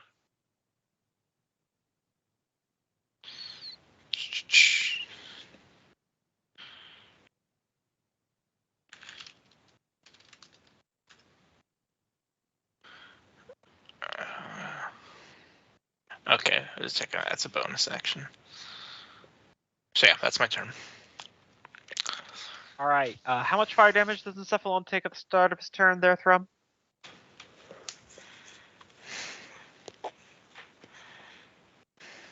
Nope. Looking. 10 fire damage. 10. Gotcha. Oh yeah, it's just a flat turn. 3rd level. Yeah, I started doing that for some of those aura effects rather than doing it because in 5th edition they're like, oh, you roll like 2d6 or whatever. I started just doing flat numbers that could be easily divided in half for resistance because it gets the same effect but speeds it along rather than needing to do a bunch of rolls. Mm-hmm. All right, so he does take that damage. I will say, everyone, I'm out of all spells except 1st level. You guys might hate me for this one, but good DMing is good DM. So he is going to keep a tentacle on Thrum and kind of pivot around him, ring around the rosy style until he's like right next to Fergus. Oh yeah, because he's no longer grappled and pinned. Yes, but he's grappling you. Mm-hmm. So he's like crawling sideways like a creepy octopus lizard. He's right next to you, Fergus. One moment, Your Majesty. Just let me kill your family real quick. So he is going to use Mind Blast. So that is a 90-foot cone. It is going to miss Fergus, but it'll get basically everyone else. Taskel and Freya have a +5 to their roll. Yes, and Freya has I don't know if it'll matter. Freya has resistance to psychic damage. So it will not get Ignis, but it will get everyone else. I guess stunned. I autofill. This is an intelligence saving throw, not a dex, so you still get a roll, but it is intelligence. So. I take 24 damage.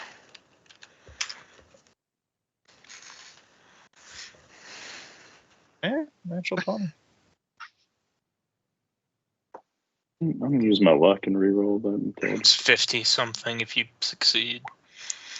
Yeah, I'm still down. Like I said, it didn't matter. I had 32. Hey, if it makes you feel any better, feeling a better, Cope, you're still not going to take any of the damage. It's just. Oh, he doesn't take any? Oh, wow. And be stunned for 1 minute. So, what happens for you, Thrum, is it's because you're in your pyroclastic avatar form, is now you do a wisdom saving throw with a DC of 98. Yeah. Of 98, so just roll a d20. if you don't get a 20. Okay, so I'll mark that down for more damage for the kingdom. You are stunned. Wait, the way I read that was if I. Oh, so I don't take damage. Period. The saving just throw don't is just take whether. Damage, period. Oh God. Well, You're very strong, but it's now someone else taking the hit. Oh, was it half or none for save? It was a half for save, and you're Okay, stunned yeah. for 1 minute. I'm stunned. A creature. Yeah. Oh, actually, hold on. Let me see. The area must. I feel like that should be half because that's how dragon breath weapons work, and this is basically its breath weapon. So I don't know why it didn't have it down there. But you're not stunned if you succeed the saving throw. So Yes, I'm unconscious but not stunned. huzzah!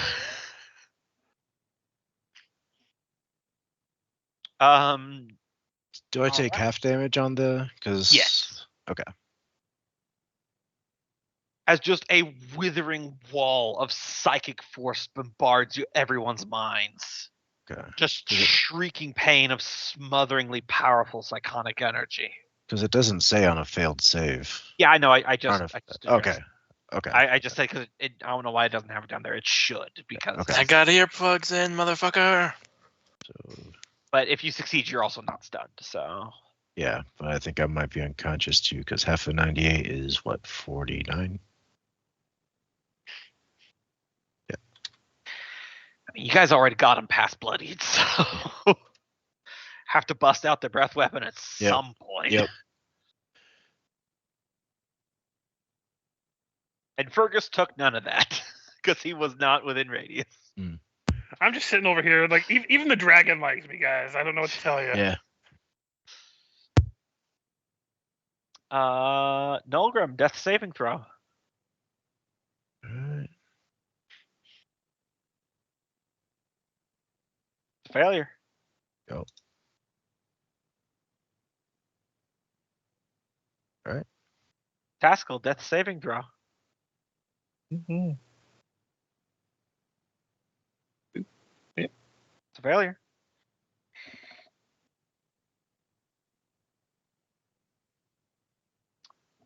Thrum, intelligence saving throw to beat the stun.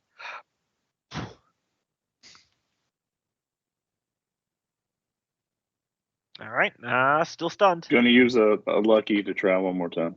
Hell yeah. See if you can. Yeah.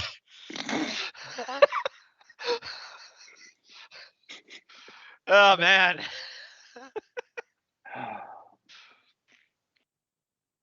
Hey, silver linings here, Cope. If you're stunned, he can't use dominate monster on you again to get you to kill Fergus. This is a good thing. Yeah. Silver linings. All right, I gotta take the dog out, but I'm listening. All right. Ignis. You look over the Ooh. side. Shit Yep. just went sideways. Yep. Does she have any means of healing? Any items? Nope. I mean, if Taskell or Nulgrim have anything on their bodies. Oh, let's see.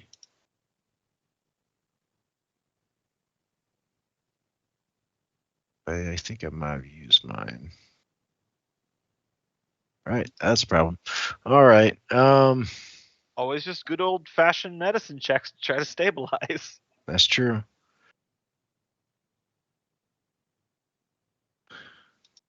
Does this thing still look like it's got play a fight left in it? It still looks like it has fight. It's past Okay. bloodied, but Okay. Yeah, she'll make her way over and medicine check Taskell. all right. If it's just a flat 10 that you're looking for DC wise. Hey, stable.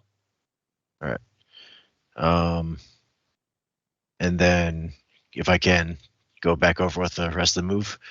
Yep. All right. Just puts a Hello Kitty band-aid. Right.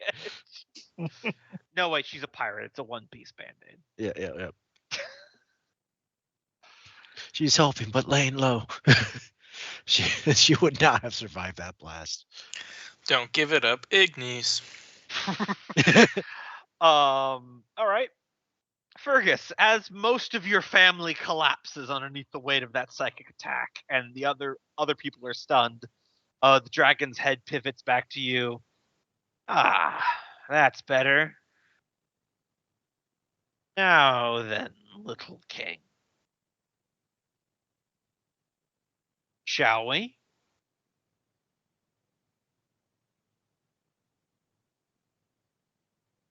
If you're saying anything, Richard, you're muted. Haskell, did you have any? Okay, healing yeah, potions sorry, I was on? muted. I just said a snappy one-liner, nothing important. Yep. But I guess it's my turn. Yep. So is Thrum threatening at all anymore, or no? I couldn't. I would say yes. He technically is. He is stunned, but by the rules of 5e, he is. I mean, he's actively burning the man, so. You. Oh. Axe time.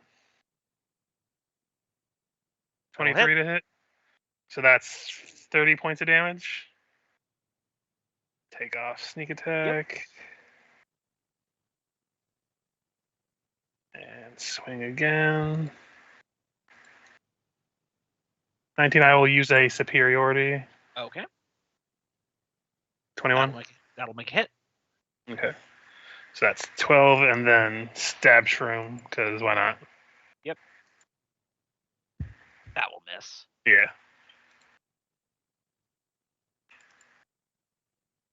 And that's it. That's all I got.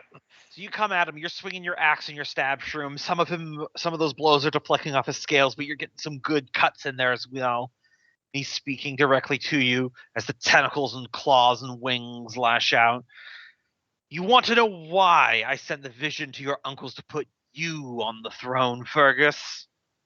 Because I plumbed the depths of their memory, and out of their entire bloodline, both of them believes you were the most sorry excuse for a potential monarch they could be. I thought you'd drive the entire kingdom into free fall within a year. But look at you now. I am wise enough to know that I underestimated you as well. Still, failure is within your nature. You say this like any of what you're saying is going to hurt my feelings. I've heard all of this from my own fucking brother. Oh. Funny that. Freya.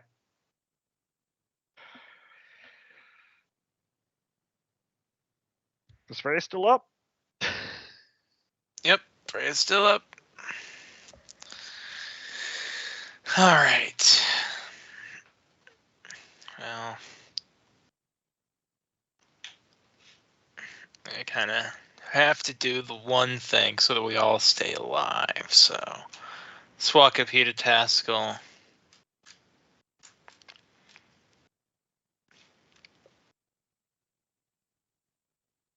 And unfortunately, I'll have to just be a level 1 cure wounds for 12. Yep. Scoreboard. Taskell's back up.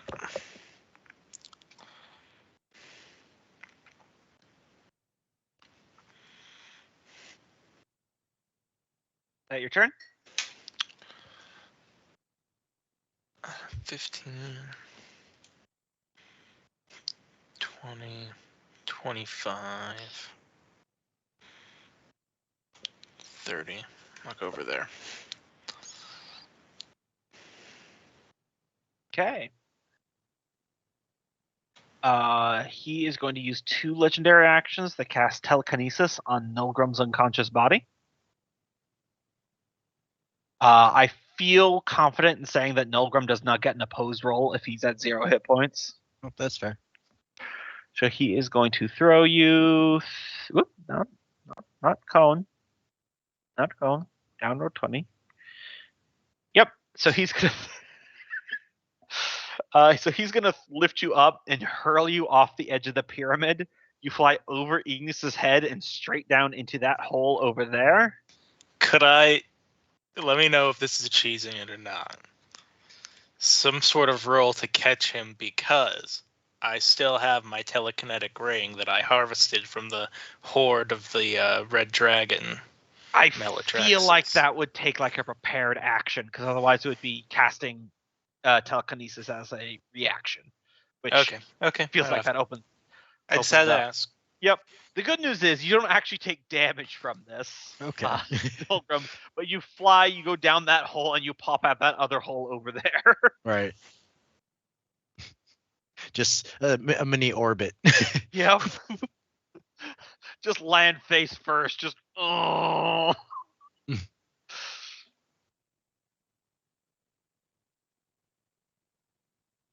All right. And now it is his turn. First up, he takes 10 points of damage for being next to Thrum. And then he is going to... Yeah, that's what I'll do. First on, Frightening Preference against Fergus. Wisdom saving throw.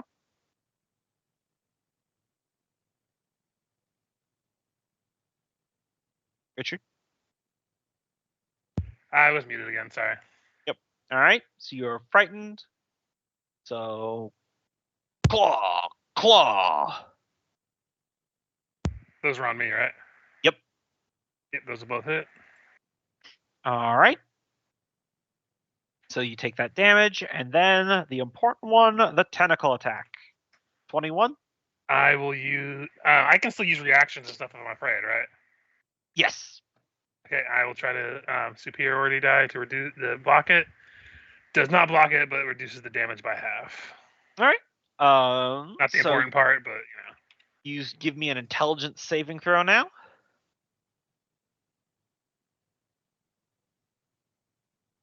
Ooh, the bad roll 3, so 11 total. So you are stunned As you do. and grappled. He is then going to end the grapple on Thrum as a free action, as he is then going to fly. What's his fly speed? Okay, cool. Yeah, he's gonna fly 80 feet straight into the air with Fergus in his tentacles. Attack of opportunity. I guess yeah. Technically, when the grapple ends. So yeah, Thrum, you get an AOO. I don't believe you can grapple as an AOO, but you can still get a shot in. Okay. You got very high damage.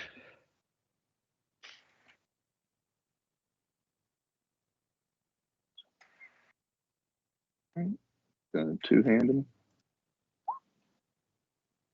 That'll hit. Some fucking smack daddy damage there. It's 31.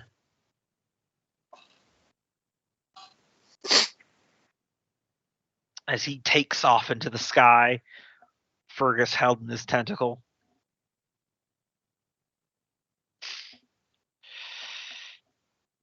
He looks at you, Fergus. You're kind of dazed as his psychic presence is overwhelming you, giving you the stunned condition, making it difficult for you to speak. Says, if you think that you're getting a victory here, it's very ferric. You're completely within my power, whether you know it or not. Soon my drow minions will grind your precious city-state into dust. And you little man-child turned monarch, have been in my power far longer than you are aware. And he's going to use a bonus action. Give me an advantaged Constitution saving throw, Fergus.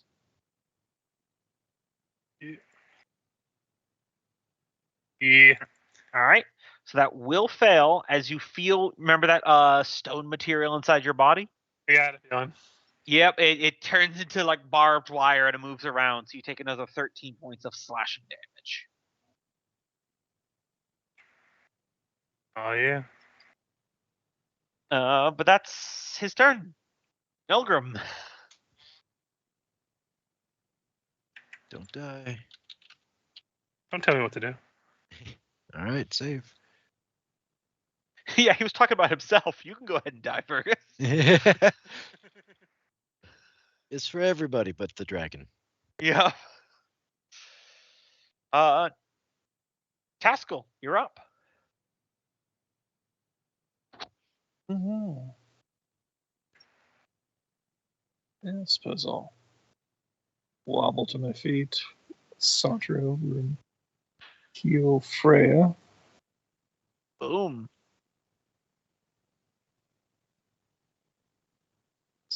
It's lost 2 turns since I last adjusted, but it's probably not going to come into play again. So that's probably turn. All right. Let's see.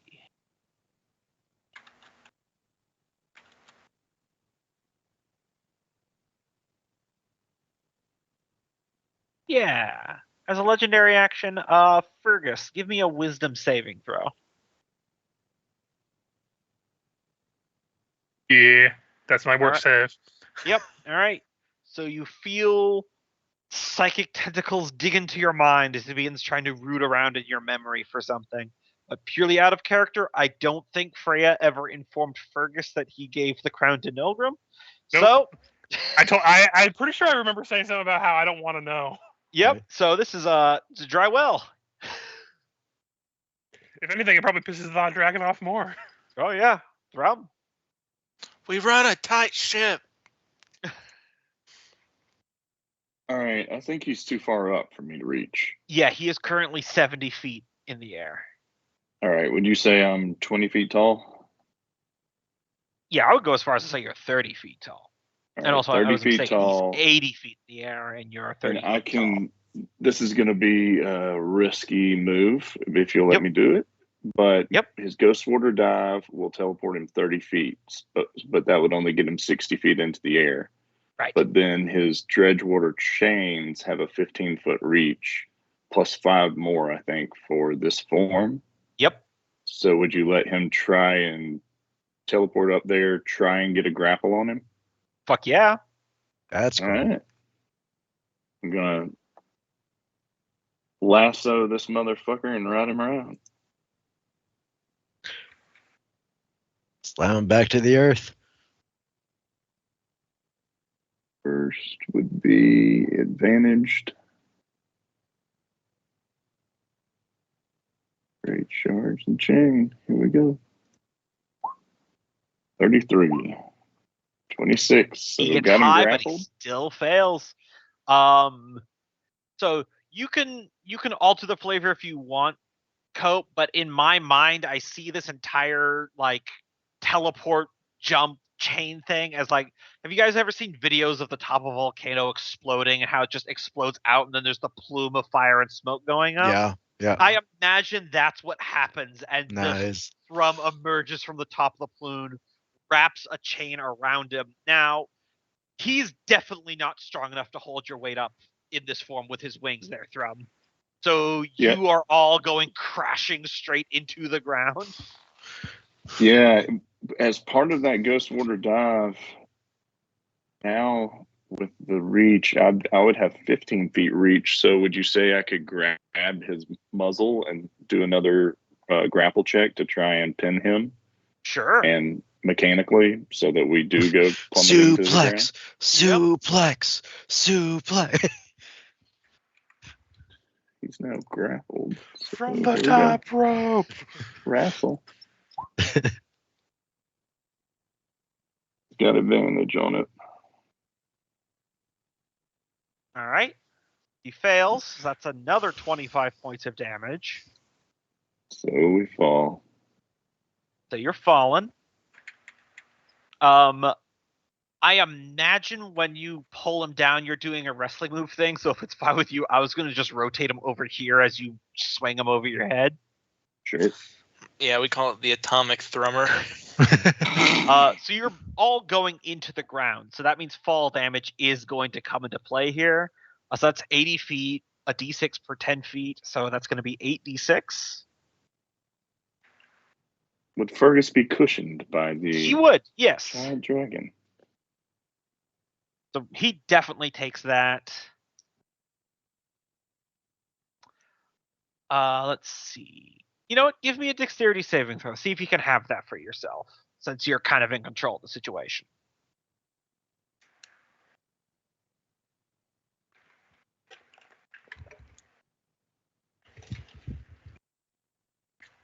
Are you talking to Fergus? I'm talking to you. Fergus isn't taking anything. It would be halved because it'd be physical damage, right? Right. So and then it would be under my DC threshold. So he then just never mind. falls to the ground and makes a crater and doesn't Yeah. even care. The entire pyramid shakes and cracks because the boil and burn underneath the weight of your fiery molten form. The sort of astral projection of Encephalon is barely looking cohesive anymore. It's flickering, it's fraying at the edges. We're just periodically cutting to inside the suit with Caliburb. I'm awake. How the fuck do I get out of this thing? Oh, is that a coffee maker? This hose could be one of two different things, but I don't want to check which. It's both. Either way, it's bad. But that's your turn, right, Thrum? Oh yeah. All right. Oh, he is in a very bad state. But he gotta swing for the fences here. He is going to cast, with his last two legendary actions.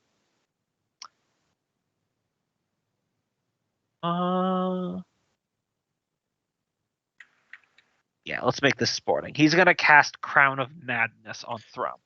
Ignis would like to peek her head over and cast Counterspell. All right. Counterspelled it. Ignis. For the win. I mean, at DC 25, Thrum's going to roll a 20. A nat 20. Seeing Nolgrim go through here, she's going to follow. Yep. And that will bring her out over here. Yep. All right, and then medicine check.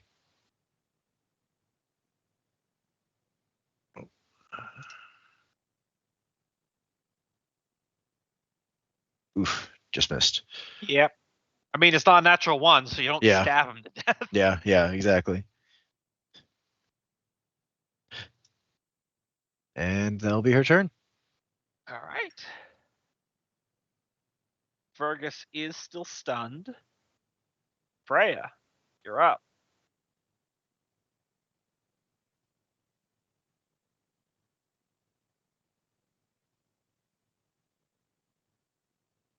Michael, if you're saying anything, you're muted.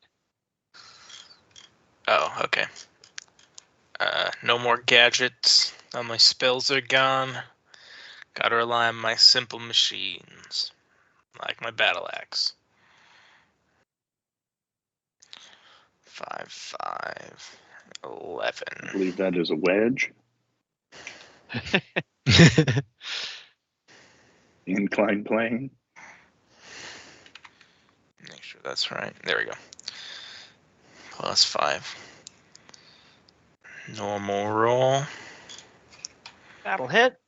And then that's plus 9 radiant from the branding smite. Yep.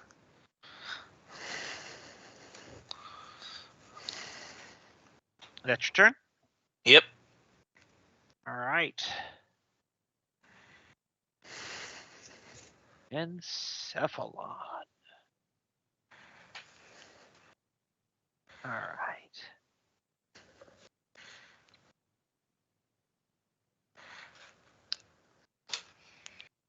Yep.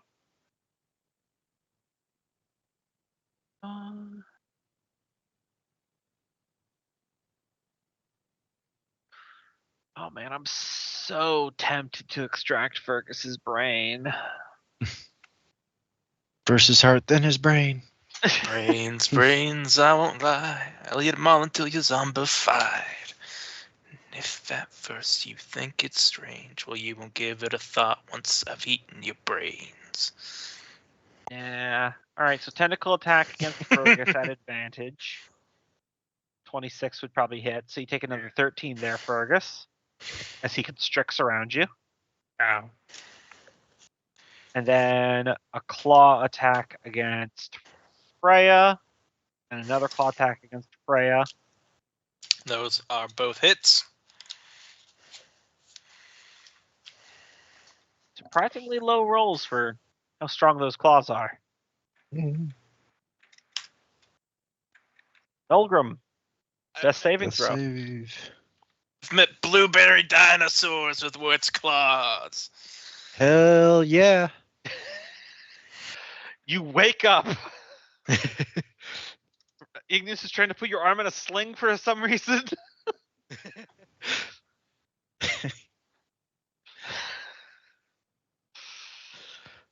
That's at the end of my turn, right? That's at the end of your turn.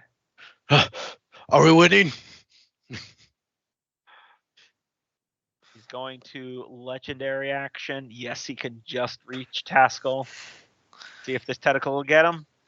Okay, I think 30 might actually hit Taskell's fucking AC for once. Of all my bones, you picked the arm that isn't broken.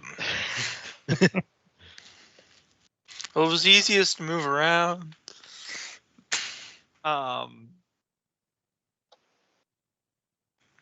So probably don't need a roll for stun considering that you're unconscious here. So Taskell's turn. At the end of Taskell's turn, he is going to tentacle attack Freya. 36 will hit Freya. 19 psychic damage and intelligence saving throw. He's collecting his Pokemon here.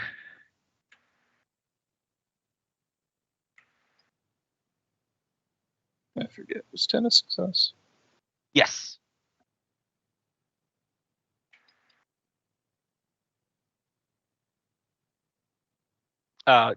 Intelligence save, Freya?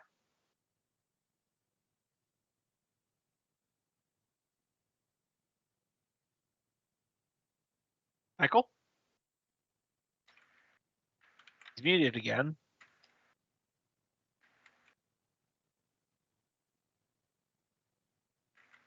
Do we just lose him, or?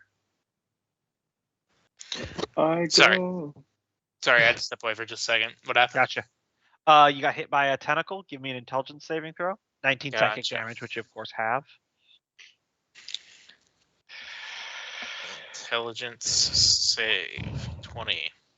Okay, you're grappled, but you're not stunned.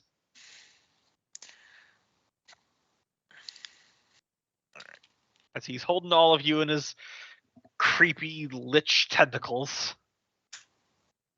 Leech tentacles. I'll just chop my way out. Thrum. All right. Just going to take a step back. He's going to, while he's grappled and pinned, do you get a bonus to hit someone who's pinned? Only if they're prone. Oh, wait, there is no prone in 5th edition, so there's no pin in 5th edition, so you just knocked him prone. So you have advantage. Okay, so advantage on all attacks. All right. Two-handed blow.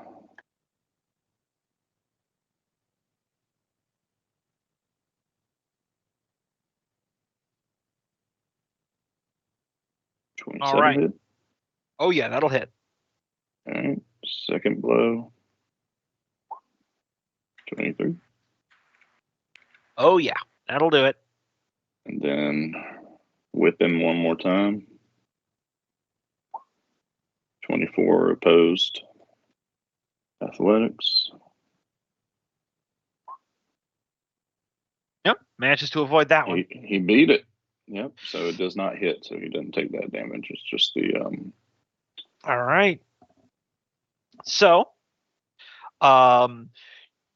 he's got the 3 family members in his tentacles. Freya's still thrashing. Taskell looks pale. Fergus is catatonic. You come in there, your burning chains lash around. He buffets them back with his wings, but then you put your hands together like in a Captain Kirk double fist punch. You just go boom, boom onto his head into the stone. The very foundations of this astral pyramid begin to crack underneath the weight of the blows and the heat. And his astral projection body is just ripped asunder as your blows put him well below 0 hit points. Nice. His voice emanates from all around. A minor setback. I already achieved all that I came here for. Your doom is still yet coming, and my paradise shall be built upon your skulls. Better be better than the last doom that was coming for us.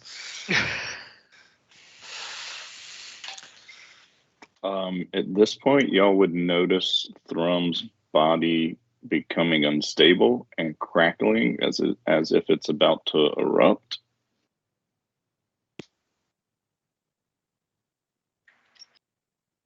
Yep. Have you been keeping track of how many rounds you've been in this form there, Cope? No, I have not. Okay.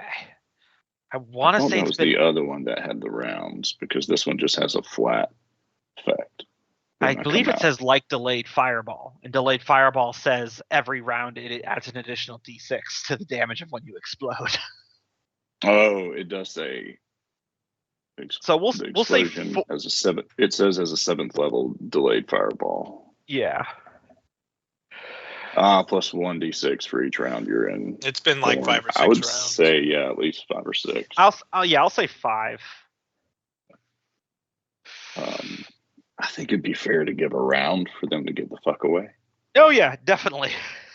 As the mental construct of this place begins to lose solidity, I'll take us out of turn order here because we're entering a narrative thing. As both Caliburb and Encephalon are no longer mentally present, they're the ones that remember this place to be able to create the construct. The memory itself is unraveling. But what you guys definitely do notice as physics seem to reassert themselves is Thrum is pulsating like a bomb about to detonate. Fergus, you're no longer stunned. Taskell is still death saving throwing. I'll go grab him.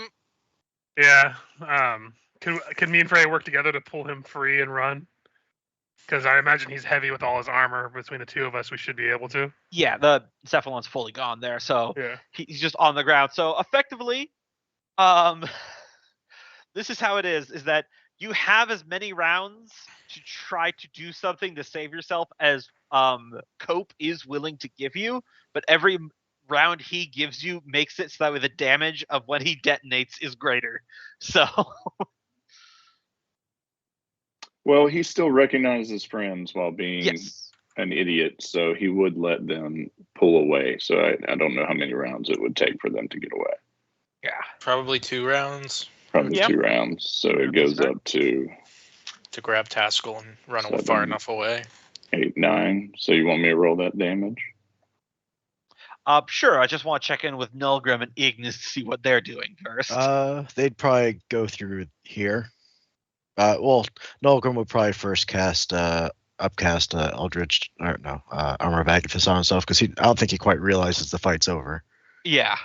So he's gonna get some armor up, and then I think they'll both go through and just, because they're not exactly sure what face they're on. So come out here and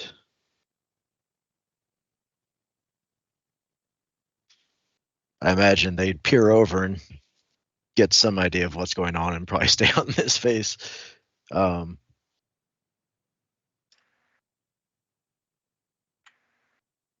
Actually, yeah.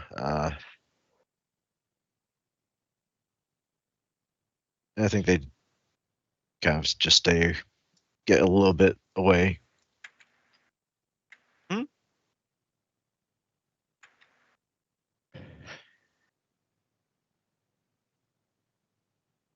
All right. Why don't you go ahead and roll that delayed fireball damage there for me, Thrum?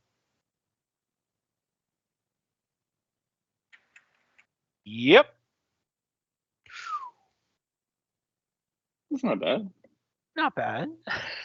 And I assume it's contained inside this room right here, right? With these Yeah, weird I'll narrate walls. that in a moment. But real quick, Okay. Michael, could you give me a dexterity saving throw for your armor?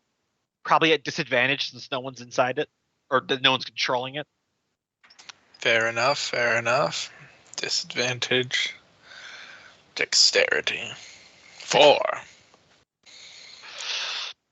All right, so you are all scrambling away. The pyramid falls back into the mental image of the city. Physics is squirrely. The world is kind of like coming apart as it's no longer what it was during the battle. Thrum is pulsating brighter and brighter and brighter. As a movie, we cut to the outside of Caliburb's castle in Dammerhall, and just everything above the second story explodes outward in a conflagration of flame and molten stone. It's just the entire thing goes boom. Hopefully he's inside the armor, so he's all right. Yeah. Should have paid his rent. Raining molten debris all over the guards around Dammerhall. Oh, God. One moment here.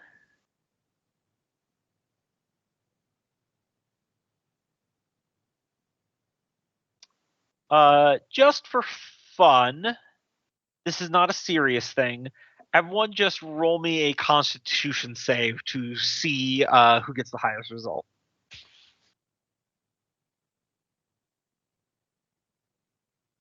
Save. Save.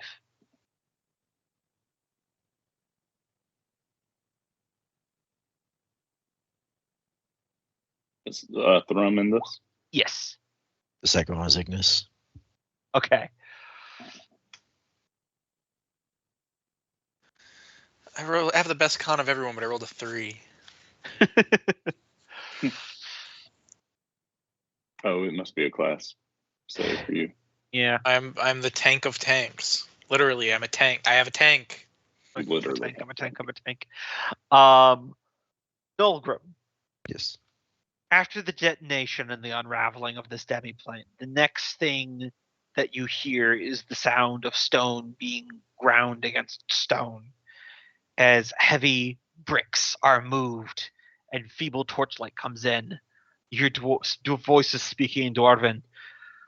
Over here! I found the war thing! Mm. See, a couple of your hammer elites are moving the stones out of the way. Ignis is with you, but she is unconscious. Stable, but just Okay. out cold. Yeah. Uh. Are you well, Methane? Yeah. He'd get up.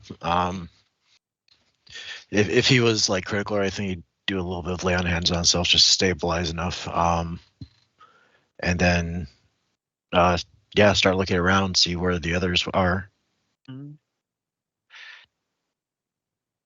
They're still combing the rubble after the tower just seemed to detonate. We found His Majesty and the Forge Thane, as well as her suit in the state that it's in. We're still unable to find the Hold Warden. Hmm. He was at the heart of that blast, I believe. Pascal? Clerics are tending him over there. He was in a bad state when we found him. Is he still with us? Aye. Okay. All right. Well, good work. Thanks for pulling us out of the rubble, literally. Trying to think, is everybody else accounted for apart from Thrum? Yes. Okay. I mean, assuming that Calibur's still inside the suit. Yeah. I think Nolgrim would probably.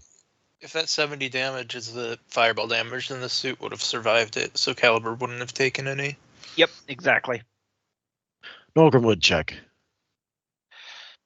Yeah, there is a very... He didn't take any damage from the fireball, but you're reminded that he's a very old human who was just tentacled by a dragon. So And also launched, through the air like a, refrigerant nuke, right? yep. Totally logical thing to do is fridge with the nuke. Yeah. Yep. Don't get me I started mean, on as that. long as you have awful a good fucking hat, piece- you're gonna be fine. That awful piece of cinema. Don't even get me started with that one. Can we take a quick bio? Yeah, absolutely. Yeah, that's fine. I need to get something to drink anyway. Yeah, this is a good time. Yep. I do have to say, I think it's funny that in both this and the Bedrak boss fight, big boss fights, Freya immediately hopped out of the suit that's loaded up with cannons and guns. Mhm. I mean, smart thinking, but still. Okay, he said, well, Yeah. if I pop over Caliber, then he's got a million tentacles. He's just gonna grapple him again right away. But if I Yeah, put him in the no. suit, at least he's got to crack that nut before he can get to him. And that really did help. I can't always draw attention to it without being like metagamey, but you guys have both in this fight and in the past done a lot of smart moves that have been helping you out. I'm back. You still here, Gumbo? Yep. Hero. That's I know. Michael's I here know. too. Yeah, the other day I was like super fucking high, which is why I posted that thing a while back about how an idea of like making Barrow Walker's like death not seem so shitty as having like some kind of like epilogue of the character rather than like to be like, okay, well he's gone now. I mean, you don't have to. I was just throwing that out there. Yeah. Yeah. I like the idea. It's probably gonna have something like that, anyways. You got my like rough draft like throwing ideas at the wall thing that I sent you, right, Michael? For your new character? Yeah. Yeah.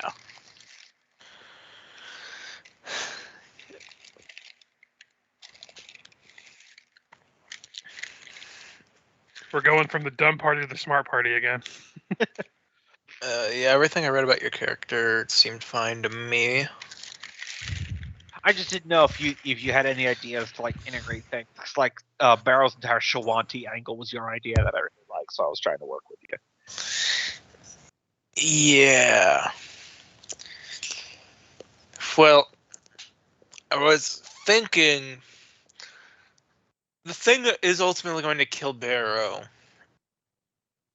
is the plague, not anything else. Yeah. Because that's really the ultimate timer that he was on. Because honestly,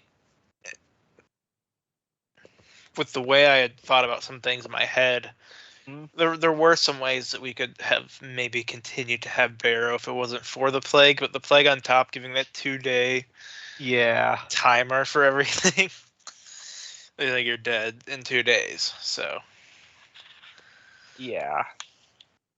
That's why as much as I like playing Barrow, it really felt like the stars were aligning just to say no. yeah.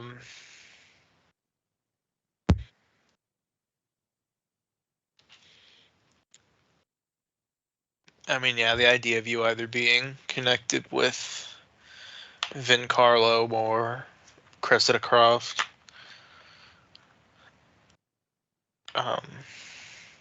Either of those are good hooks into the plot, like you owe a favor to one of them or something like that.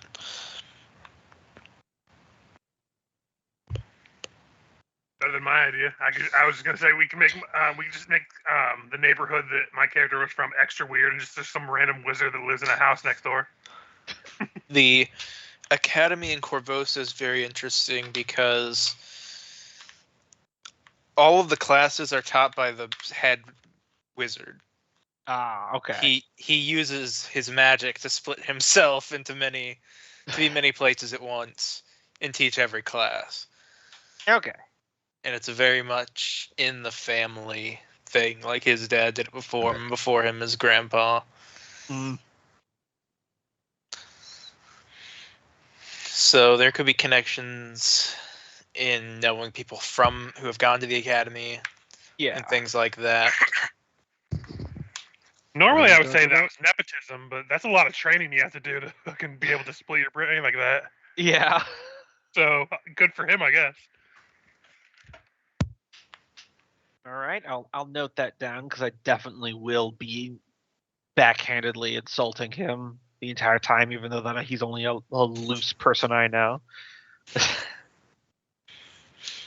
Yeah, he's just like an Amadeus level spellcaster. But... Can you believe that fucker gave me a C- in illusion? The fuck he knows? Yeah, I was 12, but fuck him. yeah, they all had ditto faces. So what? That's just my aesthetic. Shit. That's my art style.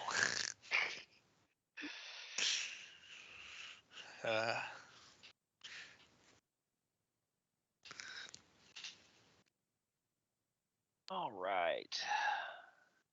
Everyone back now? Mhm. If you're not back, say something. So first things first, before we slide back into roleplay there.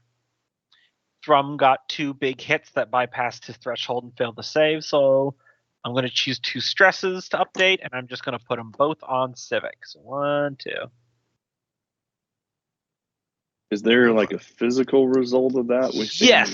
mountain? Yeah, what is describe Every this to me, time- I'm interested. As you guys are pulling yourselves and getting the clerics are like bringing you guys back to consciousness and pulling you out of the rubble, you do notice there is a lot of like collapsed houses and fault lines and stuff that have appeared in this level of Dammerhall.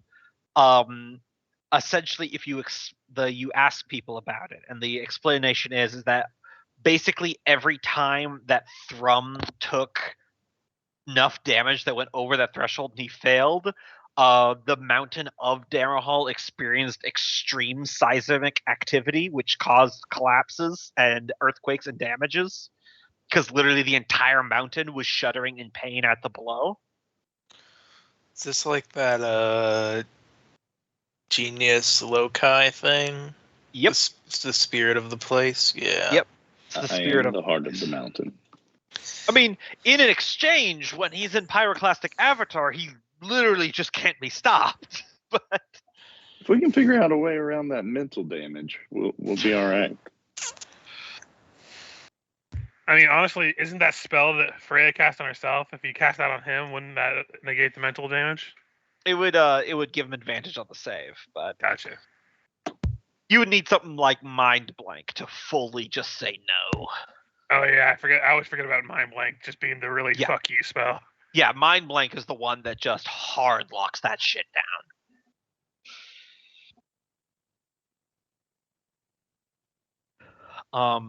But after a little bit of asking those questions, there's like an impromptu little like tent camp set up here. That was originally for the guards, but has just kind of they've been hauling you guys out and giving you medical attention. The other thing you guys notice is there is a lot more tents here on the 3rd level of Dammerhall in the wide, undeveloped places that a lot of dwarves seem to be kind of living in that weren't here when you went in, I guess, earlier today. Mhm. How long have we been away? By reckoning, you've been in there around a week, my lordships.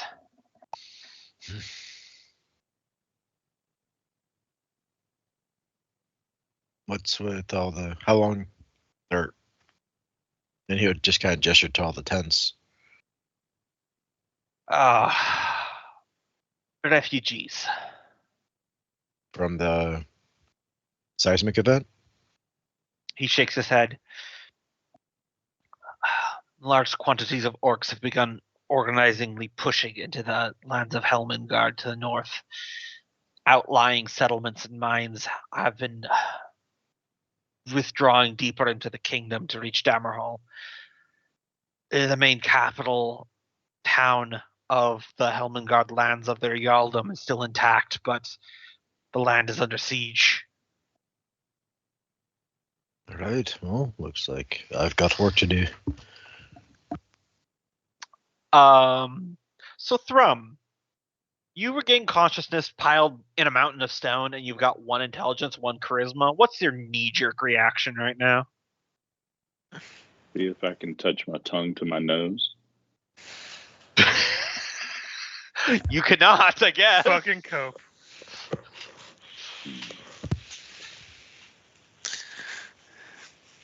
He's just gonna start humming. How long does this last? Does He he gets a new feel save. like he could get out from under it as it is? Probably. And if it's If you too especially much tension, then he's gonna just go large as he can and keep getting bigger without crushing himself, but pushing the boulders aside because no conscious thought of hurting himself, I guess. So, Nolgrim, as you're discussing this with the Hammer Elite, there's a rumbling from one of the largest piles in the tower, and Kaiju Thrum emerges, a giant rocky golem, and he's just thrashing the stones off. Hey, you guys!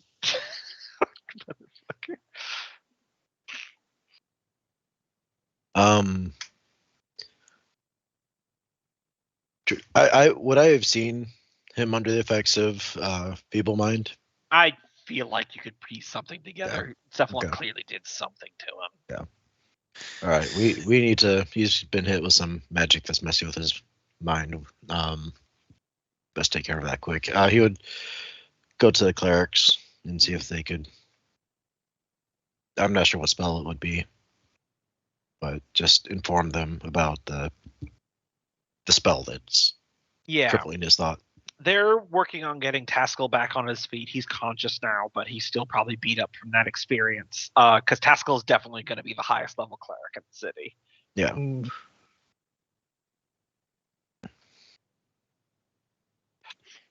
Do I still have 5 levels of exhaustion on Thrum?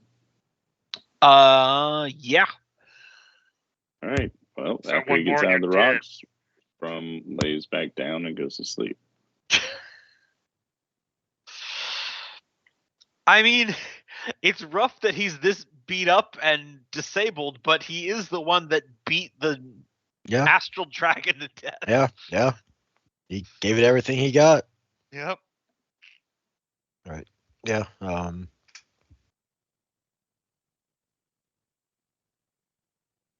Yeah, I think Nolgrim will tend to make sure that everybody is at least has a little bit of health in the stable, and then probably just begin, rallying the troops. Yeah. I would say at this point, any of you that feel like you would want to regain consciousness at points would be awake, and you guys can discuss everything that just happened. A lot of information was just found inside that tower.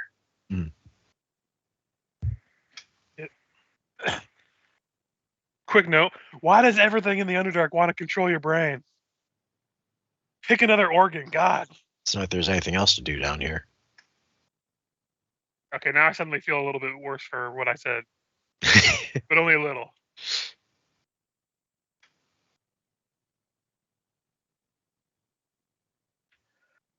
All right, well, so we know the Drow are in league with that. Yeah. That was a rough fight. Imagine Taskell's just brooding and in funk because, well, all the things. Yep. Indeed. The vision from your god came from a psychic dragon. You got beat up a lot. Do these gods do anything? That is starting to seem like a little closer to a no, actually.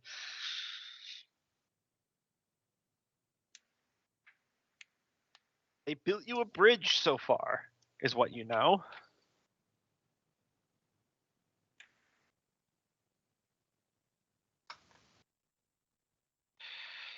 It's a nice bridge, but fuck that. I was It's gonna a say, nice bridge, but fuck you, man. we can build our own bridge. Damn. Take us a couple like 2 months tops. We build that bridge. We build a nicer bridge than that, motherfucker. This one doesn't even have a lamp post. You By the way, skipped on the bridge. I forget. Does Taskell have that ability where he can just pray once a week to see if the god will do something? Yeah, he has that. I think it's actually once a day you can use it, but if it succeeds, you can only use it once a week Yeah. because it has like a very small ass chance of working. Yep.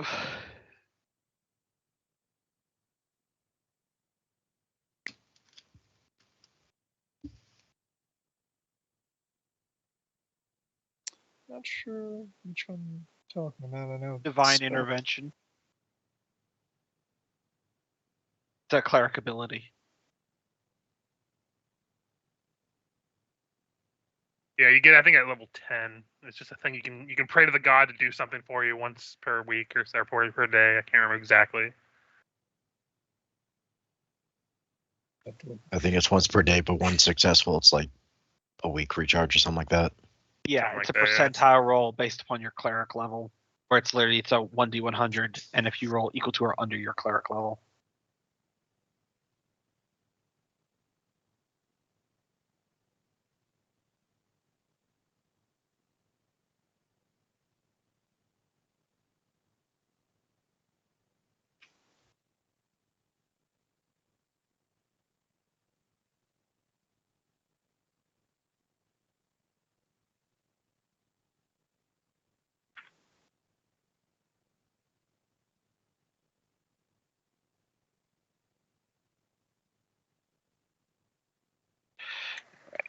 Has Taskell used that ability yet? I don't I think don't- so. I don't think think so. I've used it ever. So You gotta start asking for stuff. What Be have like, I got? hey, I Stuff could really lately? use a nice cheese toasty. Would settle for a huggy as seen on TV. we took yeah, a well- blanket and gave it sleeves. The height of medical science. But yeah, I do feel like that's the kind of ability you want to use every chance you get, just in case it works, because it's such a low chance.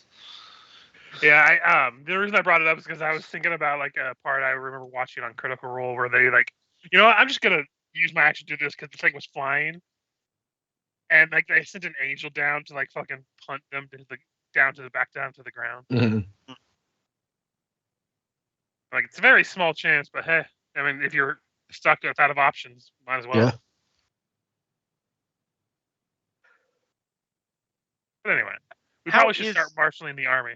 Yeah, how is everyone's mental state after that entire ordeal? It's there. It was a good test run for Maladrexis. Bubbles.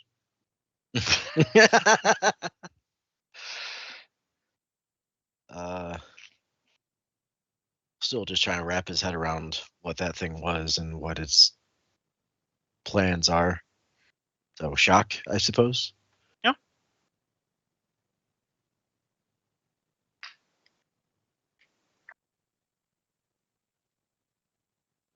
Taskell? Yeah.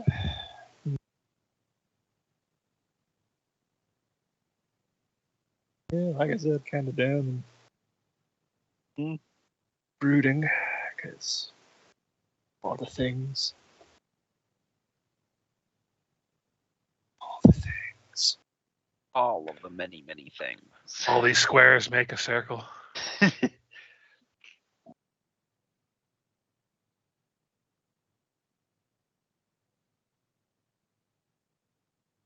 All right then. What do you guys Suppose want to do? once he gets news of the orc army, he'd probably focus on that. But Yeah, we probably should marshal all of our, not at least most of our strength towards focusing on that rather than any kingdom actions this right now. Yeah. Yeah, because Well, you guys did your kingdom actions for this season before you went in. Oh yeah. We got that out of the way.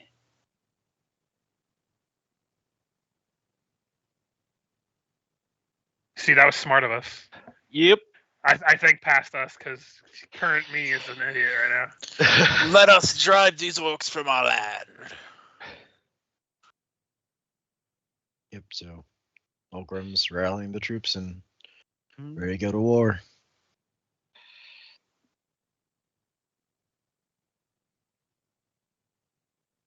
All right. Fergus, Hmm. you receive word that a guest has arrived for you at the palace. Subtly. I'll go see what's going on. I kind of have a feeling of what it is right now, but Yeah. I'm trying to be shy about it, guys. Yeah. Mind his modesty.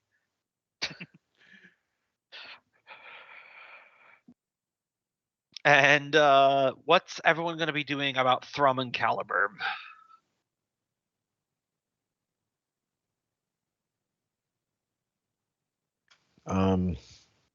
Lilgrim's going to trust the others to tend to that. It's this curse thing, isn't it? Yeah. Well, in theory, I could use Greater Restro to try to fix that. Actually, I don't. He also has 5 levels of exhaustion if you have something that can help on that too. I think that's just rest. That'd be 5 days rest though. Or does Greater Restro do that too? And undo debilitating effects, reduce level by 1, or end one of the following effects. I'd have to do one or the other. What It's state? 100 GP to pop each time. Yeah. What state is Caliburn in? He is currently unconscious. His breathing is a bit ragged, but he has no actual exterior wounds or anything like that. You see, I was just gonna say he was in a state of denial. All right, I'll use my It suit ain't just a to river. transport him back to the college, and I'll have my people look after him and make sure he makes a recovery. And then I'll catch up with you guys to go fight the orcs.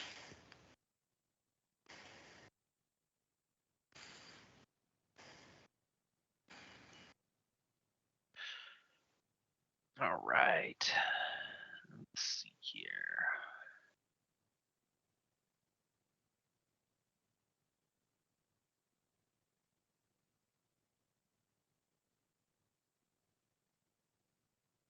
Moment.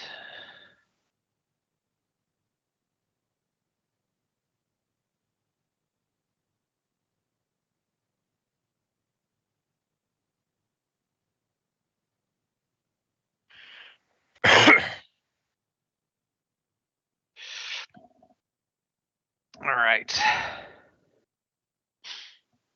So, Fergus, your assumption was correct, and you catch word that Marigold Tea Leaf, I wrote it down this time,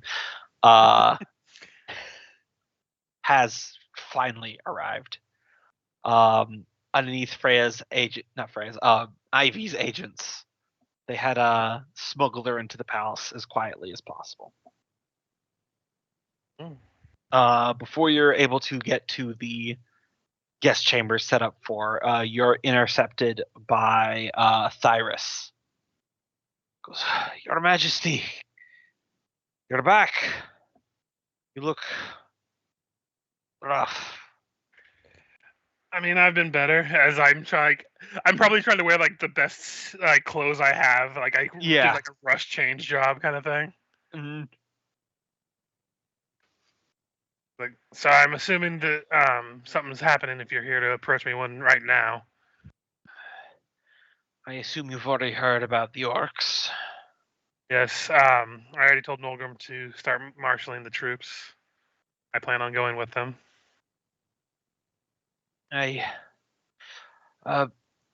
If I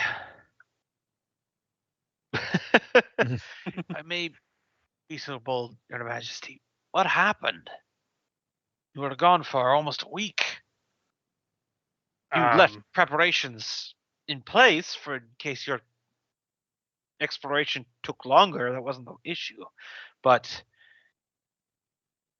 you emerged from an exploding building. Well, something to do with some dragon behaviors. This is going to take a long conversation that we're gonna have to deal with after the orcs. I don't really want to just talk here. But there is another dragon we have to deal with in addition to the one you've already known about, the red dragon. And I don't, again, want to say more than that without risking people finding out with just loose ears. Other dragon. Yeah. I see. I understand.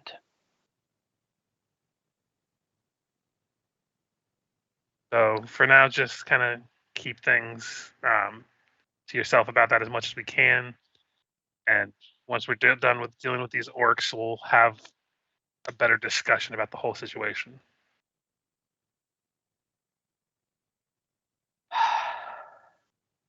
Aye, Your Majesty. I respect your wishes.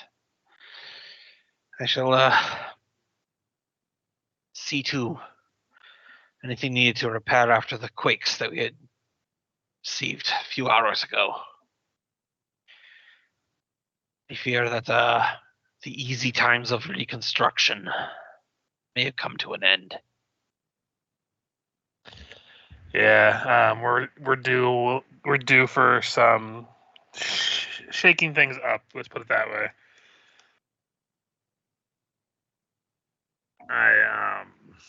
He gotta just think for a second, and I don't know what we're exactly dealing with all 100%. It's a little bit beyond my knowledge, but I do know that it's been going on for a while, and there's some background manipulation on the enemy's part that we're gonna have to flush out as much as we can. I see. You've got it as well so far, Your Majesty. I shall trust ye judgment. Meanwhile, he's just thinking to himself, like, "Oh God, please don't trust my judgment 100%."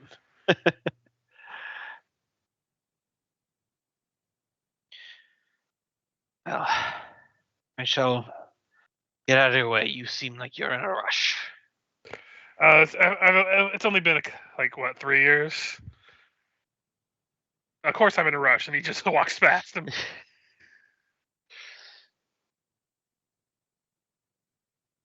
All right. Hold on a second. Yep. No problem. I could take a minute.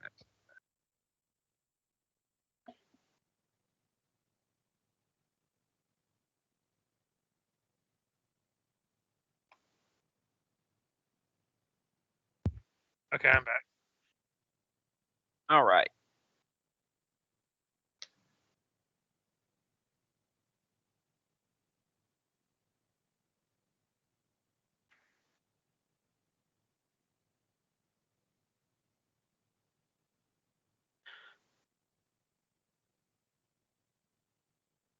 So, Fergus, you enter the chambers that were set aside for Marigold Tea Leaf.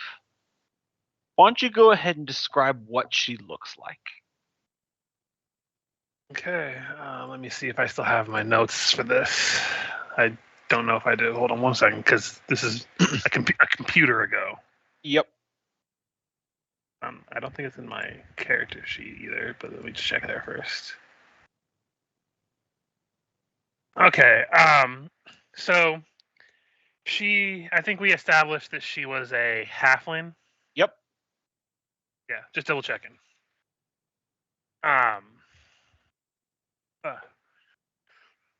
Sorry, I'm having brain fart for a second there. Yeah, no problem. I have that happen all the time, exclusively when I'm the game master. Which is not controversial in Dwarven society, but perhaps controversial for Dwarven monarchy, correct? Yes, because halflings have dwarven blood, so They're basically the interconnection of gnomes and dwarves, right? yes. We established in this universe. Yeah, so you being romantically involved with a halfling is not scandalous. Some people might advocate that you marrying a dwarf would be more traditional, but it's not like you're like, I'm gonna marry an elf, and then everyone throws a fucking riot. It's like having a gay president.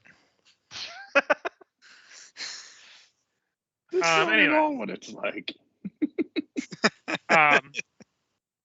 She's average size for a halfling. Mhm. So still shorter than like the rest of us, but long, curly, like dirty blonde. Wears just normal clothing. She was a um florist / herbalist, so take that kind of like context in terms of how she looks and dresses. Yeah. I don't really know how to describe wise. Yeah, no, that's fine. We're all game masters here, so I just thought sometimes I'll let you do the legwork for the character for your backstory there. No, you're good. Yep. I just my brain again kind of shut down for a second.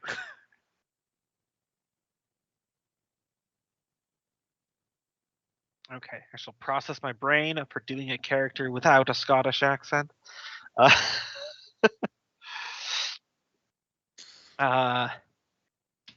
As you enter, she rises from a stone chair, which she looked very uncomfortable on as you enter.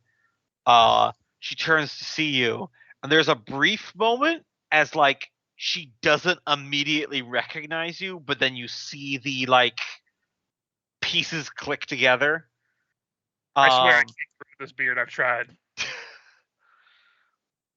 Hey, the Lady Fergus, is that you?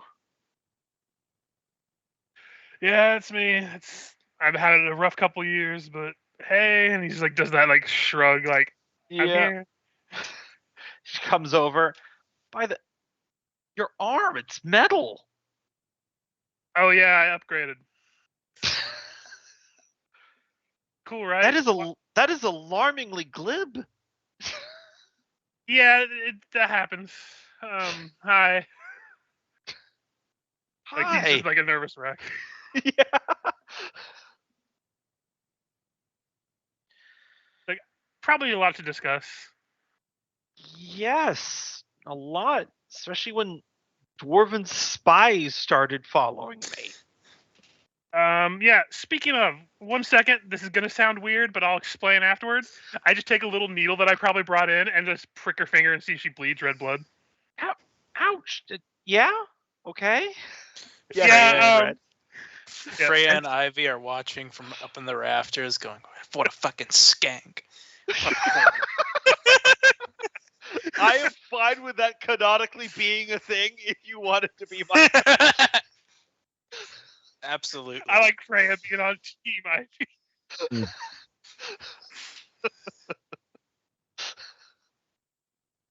But he would probably like not go into full details, but just say that there was somebody that was following them for a while that was impersonating people, and possibly knew about her, but not go into the details of the weird slime creature. Somehow not telling details is also just equally as distressing. Oh no, for sure, but like ease it in there. Yep. I mean that's what she said, but anyway. Nice. Also, why did I just get this mental image of like Freya, Ivy, and maybe Ignis on their weekends just smashing mailboxes to blow off steam? I feel like that's a one shot. The three of them and like two other NPCs that we kind of make up with. It's just part of the girl squad. That's the bonus episode you get when you buy the DVD box set. Or even better, the drow that's been following us is kind of friends with them anyways on the sly. Oh, I just Thrum's Soup Future X. The best part about that is that it ties into the Skyrim joke about how you can do crimes when you're the Thane, and Freya is literally the Forge Thane. Public vandalism. It's cool on the Thane. Smash it. Just hand them my business card. People, they'll fix it. No. They'll give you a much better mailbox. This one will have air conditioning. Don't ask why it needs air conditioning. They don't care. They just want to put it in there. I like a nice cold mail in the morning. So, living in Texas, that would actually be pretty nice if you want to go get your mail. It was just nice, crispy, cold. Ooh, nippy. That's one. Get R&D on that. Get R&D on that. I don't know. I think I could pitch that to a billionaire as something that people would want. They don't know. Billionaires don't know what people want anymore. Who are we kidding? You still have a mailbox. Yeah. You still have a home. We need to fix that. Mm-hmm. The U.S. is moving to a more online home model.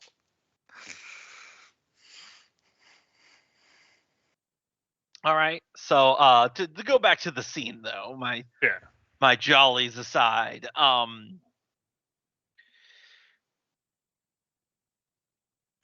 she goes, "Oh, well, is that why I was asked to come here? Because I'm in danger somehow, or?" No, I mean, one of the reasons I did want to make sure you were okay. The other reason is I did want to see you, and I kind of left in a hurry in the city, and I didn't really have time to explain. I know I left. The guards were asking after you for a while. Yeah. I did some felonies. I assume. Yeah. I got betrayed. Sold out. I decided to sell out the people who sold me out, and with nowhere to go, I fled. And in the process, my uncle found me and decided that I needed to be king. So, ta-da! And you're a king now. I am indeed. There were some decisions that people decided to try to usurp my throne, but then they decided to keep me on anyway. So, yes. Long story short, yes, I am king. I think I remember in the Dwarven I heard some guards talking about a middle finger. Oh yeah, he's one of the more problematic ones of the Council of Idiots. That cannot be their name. Oh no, 100%. I didn't want to name them, and it kind of stuck. And honestly, when you meet them all, you'll decide whether you think it's fitting or not. Kind of leans over. It's totally fitting for most of them. Oh, so you came up with that name. That makes it much more believable now. I'd be offended if that wasn't true. You always used to tell me how stupid everything Dwarven was. Cope. Yeah. Well, I mean, jokes aside from what Thrum put in there, he would broach the subject. Seriously, I'll send you $100 if she's married with 2 kids now. But he would broach the subject. Like, Which one? He would be like, well, the main reason that I brought you here is I wasn't sure if we were still going to be a thing. I know it's kind of chaotic and it's been time between everything, but I wanted to know and, keep you safe and everything. But if you don't, we can make sure that you're not involved or in anything and send you on your way. He's like, I don't know how to broach the subject. I am awkward. Please help me. I don't know what to do. Fuck, I just see Cope down there in the chat trying so hard to bribe me in real life. The middle finger is hard at work again. I know.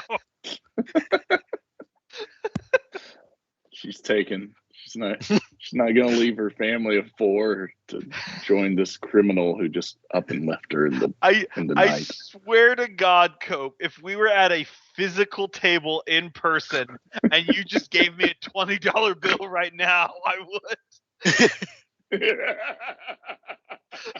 Cope's about to Just Venmo you. Mid dialogue, even have pull a out a 20. wallet. Oh. You take out a 20, you fold it, you pass it. You know what? I wouldn't even be mad if that happened right now. I That's would not. awesome. Oh god, that's awesome. That is prime D&D Yeah. right. Yeah. Yeah. Like, I will pay you money to fuck with my friend. So yeah, hey, all I'm saying, Cope, is keep that in mind when we someday do an in-person thing. That I'm 100% on the table. Absolutely. Yeah, I think I'm pretty bribable too. So All right, saving 20s. quick show of hands before we go back into the plot. Who here is purchasable? I mean, I'm open to it just hey, for the I'll make lols. you holler. I'm purchasable, but you can't afford my price. There we go. Oh, I'm a Nicely cheap done.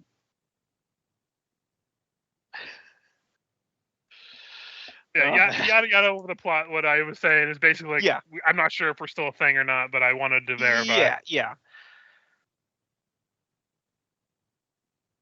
I'm gonna pull you, Richard, and I'm gonna take a step back for the yada yada explaining it because I'm very bad at running these particular kinds of scenes. Yeah. Essentially what it boils down to is that it's been a while, you disappeared very suddenly. It's not like she has any like grudge against you, but it's a lot of information to take in all at once. She wants to kind of know who you are now a little bit more because about an hour ago, a guard came in here, stuck his head in, and say the building where the king is just exploded, so he should be here soon, and then left. Like that was normal. He's like, yeah, I kind of forget sometimes that this isn't everyone's lives. But he's like, I completely understand. I'll make sure that you have a room and we can, at least revisit, and everything. But before that happens, I do have to go to war. Yeah. The facial expression like just got punched in the nose. Like, what? Shit, I hate it when work calls. So some orcs are attacking one of our settlements, so we have to go deal with that. It's a lot, I understand, and I will explain more in detail when we return, but at least for the night, if you want to just chat, I can do that. Yeah, sure. Also, I do need some coaching on what is considered too much to say at this point. Things are just happening down here a lot. Out of character, I do love that though. I would really like to reconnect, but quick, I need to go fight the Nazis, so I'll just do a quick World War II and come right back. a quick sweep of the leg. Just a quick World War II.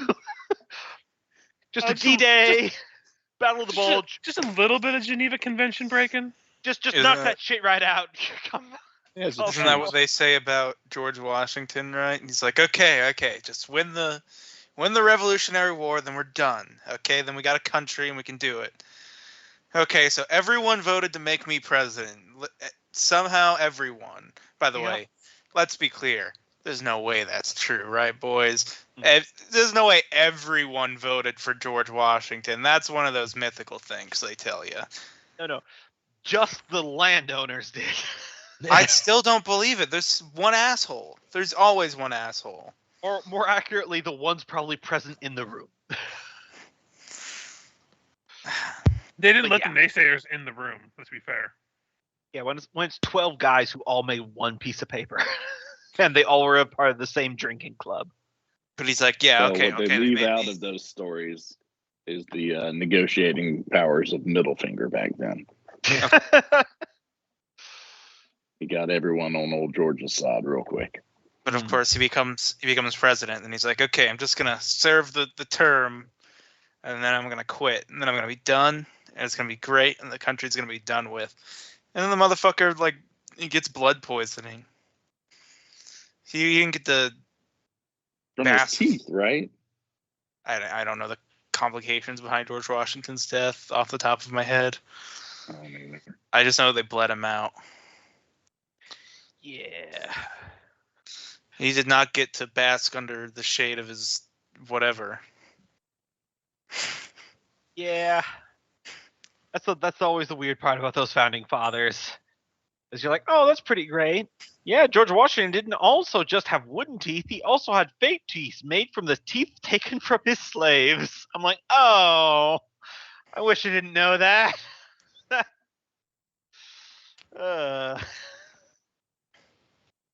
Anyway.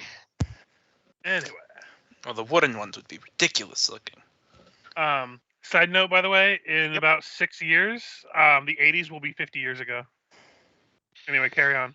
Yep. Fuck me. Yeah. Fuck you. I will No, be 50. no, trust me, Richard. I've been very aware of that this week. Yeah.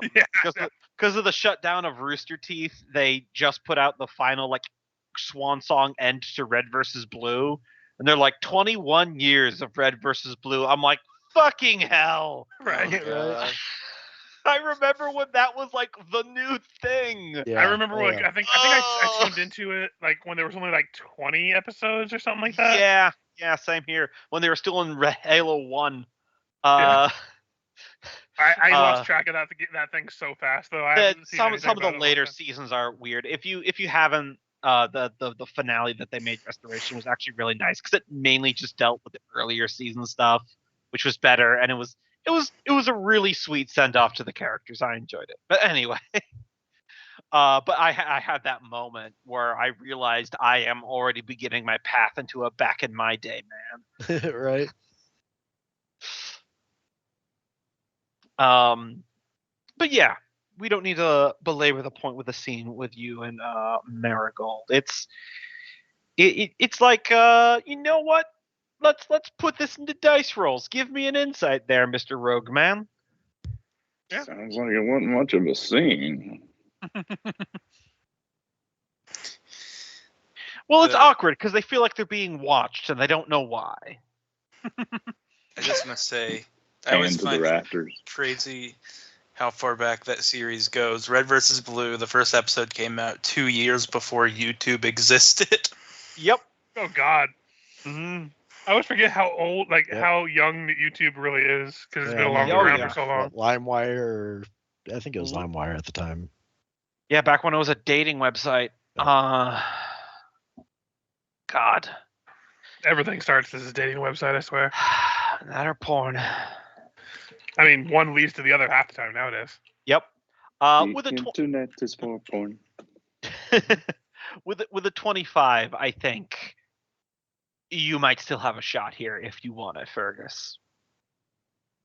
You know, that's why he got her here.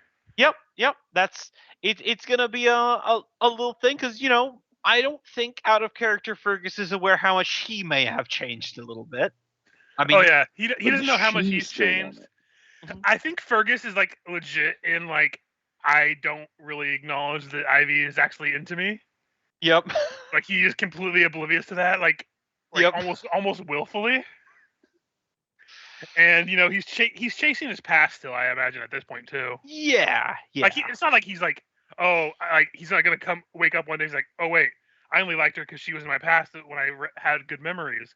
Mhm. Like he probably still cares about her and stuff, but like you never know how things change in time. Yeah. That kind of mentality, I imagine. Yeah, I mean, hell, in Calibur's Tower, you have a scene where you're confronted with your past memory of yourself and how different you are from between now and then. Yeah. I know. I feel like this is one of those things that Fergus is like, I owe it to myself to at least attempt. Yeah. Because we've all had, like, not even just like romantically, we've all had that mentality in our lives at one point that, like, if I don't attempt something, I'm gonna like hate myself for not trying it. Yep. And this is definitely his thing. Mm-hmm. Well, I've definitely gone back to old friend groups that I hadn't been with in years and sat And with regretted them. it immediately. Spent time with them and been like, oh my God. Yeah. Like, why were you all so weird? Like the one of my best friends from my friend group when I was in high school. It was me and like two other people. One of them's dead. The other one, is weirdly living with his mother. Not like, oh, I just live with my parents still. Like, he like goes with her to work and sits there and lets her work while he just sits there and waits for her. Oh yeah, That's kinda I weird. like the way that's weird. I like the way you put that. In today and age, some people are living with their mother, and some people are weirdly living with their Yeah. mother. Listen, I had to clarify because Yeah, there's yeah, no shame with living with family members. yeah. It's rough economy out there. Stuff doesn't pay But as when always you a living follow wage. them to work and just sit there and Yeah. basically watch them work, Mm, that's weird. it is. Yes. They're also Jehovah's Witnesses, which I think lends to the weirdness. Mhm. Boosted at least 2 points. Yeah. Anyway, so yeah, I tried to before I had moved away, I saw him when he came into my work one day, and I talked to him a little bit. And I'm like, I'm glad we don't hang out that much anymore. Uh-huh. Anyway, side tangent. It just made me think of that. Yeah.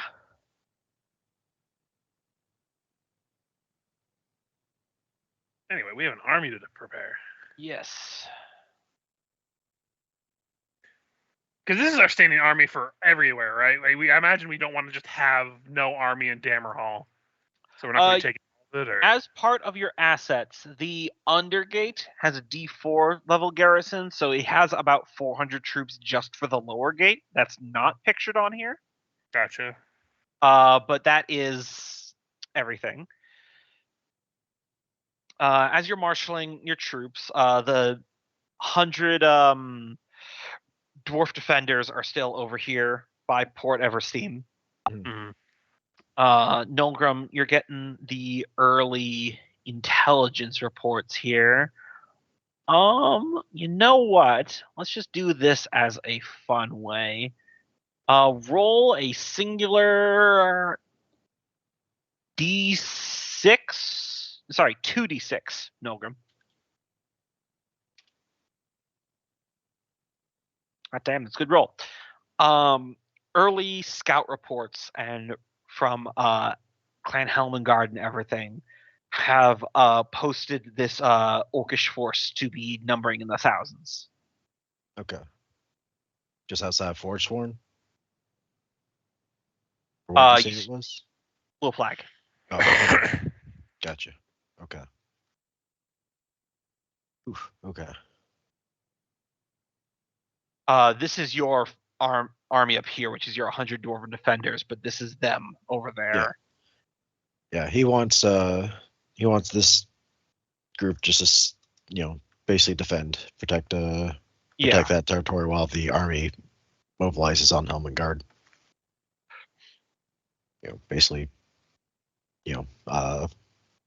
protect the borders. Mm-hmm.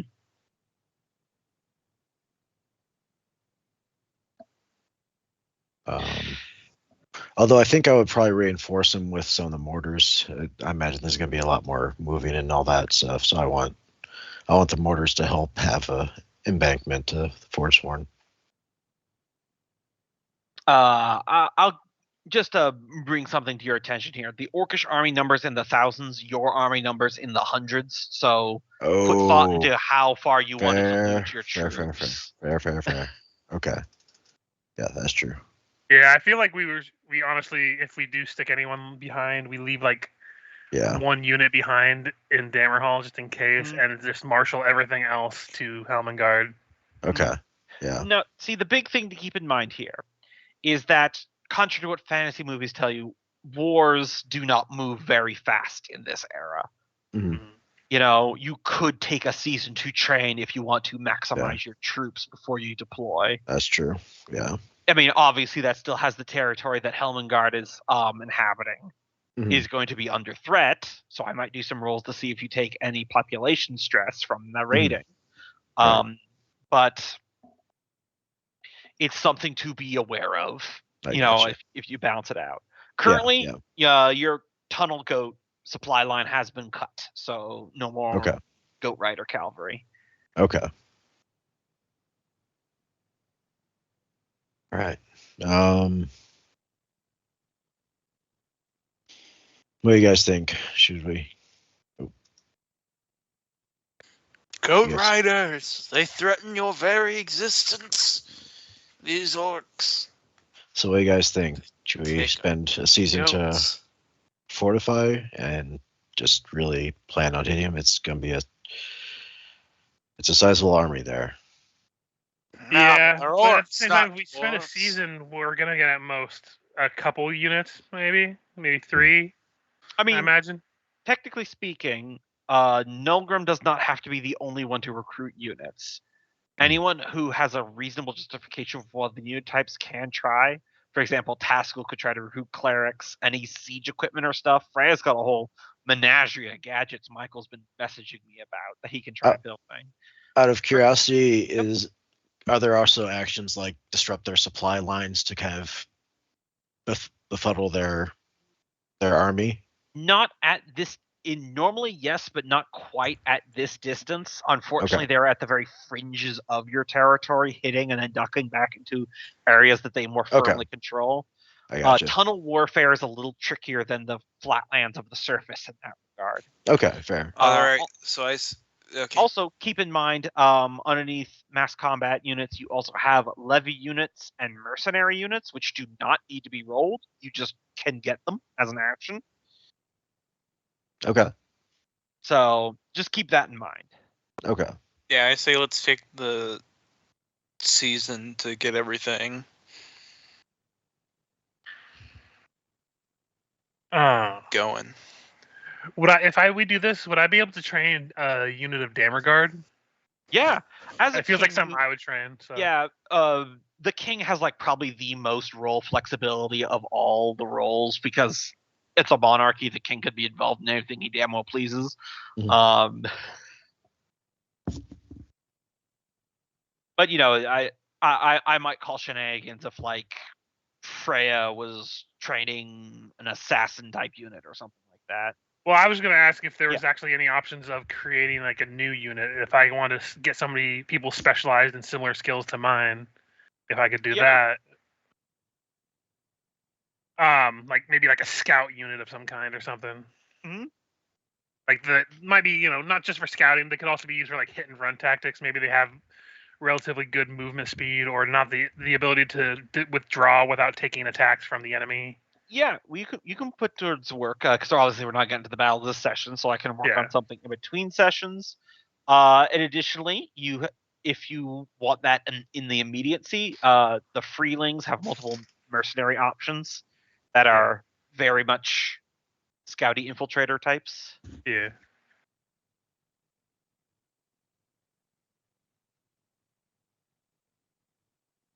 Yeah, and the mercenary units are +1 budget per season. Yeah, we could definitely stand to gain another increase in budget. This is essential. Yeah. Oh yeah, we're gonna get an increase regardless, I think, with the creation of units and stuff. But I probably will start working towards like doing some kind of dwarven scouts or something. Yeah. Would you imagine them to be more of like a basic bulk type of scout or a more like an elite or a special forces group? I wanted him to do more like a special forces kind of scouts. Gotcha. Okay. I know this isn't probably to do during wartime, but I feel like he wouldn't really be the one to train Dammerguard when I was thinking about it. I also have Thrum working on training up those bullet riders who are also scouty.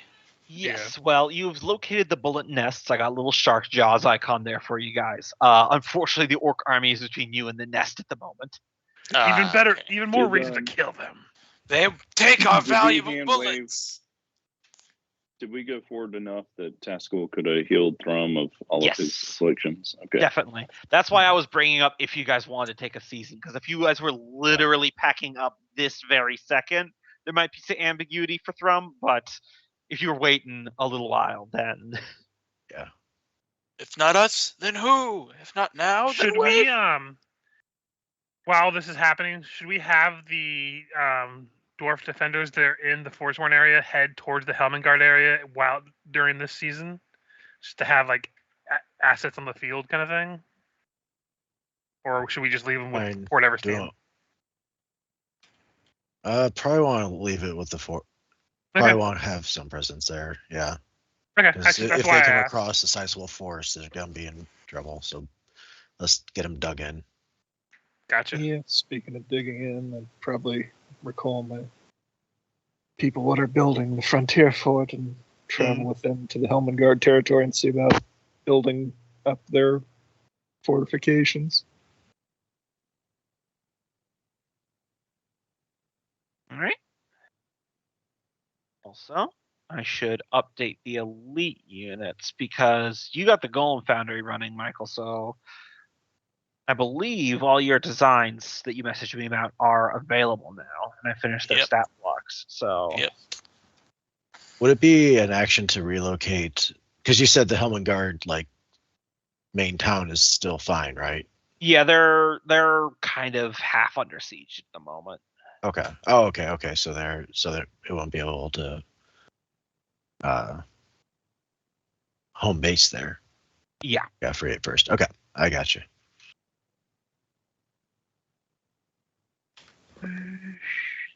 Mm-hmm.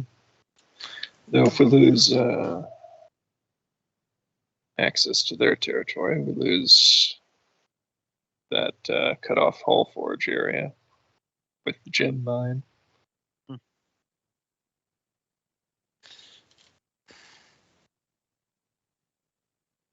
You're looking at it all wrong. It is when we reclaim our territory. There we go. We will regain our access. If you guys go to elite units, I just linked the some of the specialty elite units that Michael was messaging me about. Sloops and Centurions. And gladiators.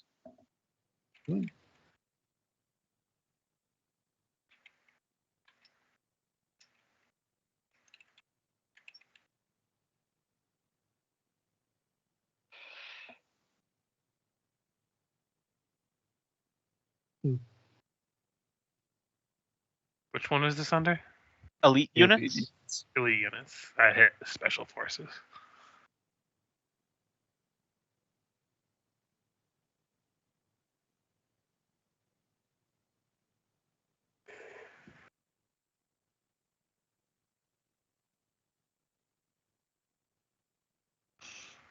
Yeah. Oh, that's cool. So he's got sky transports. That's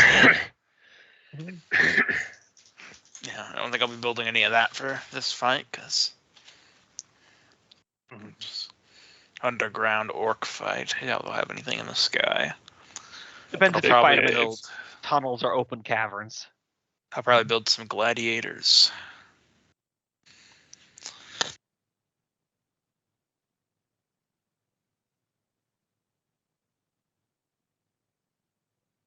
I think I might split my action. Yeah, I'm thinking of splitting my actions and training 2 units of the hammer guard or the hammer elite.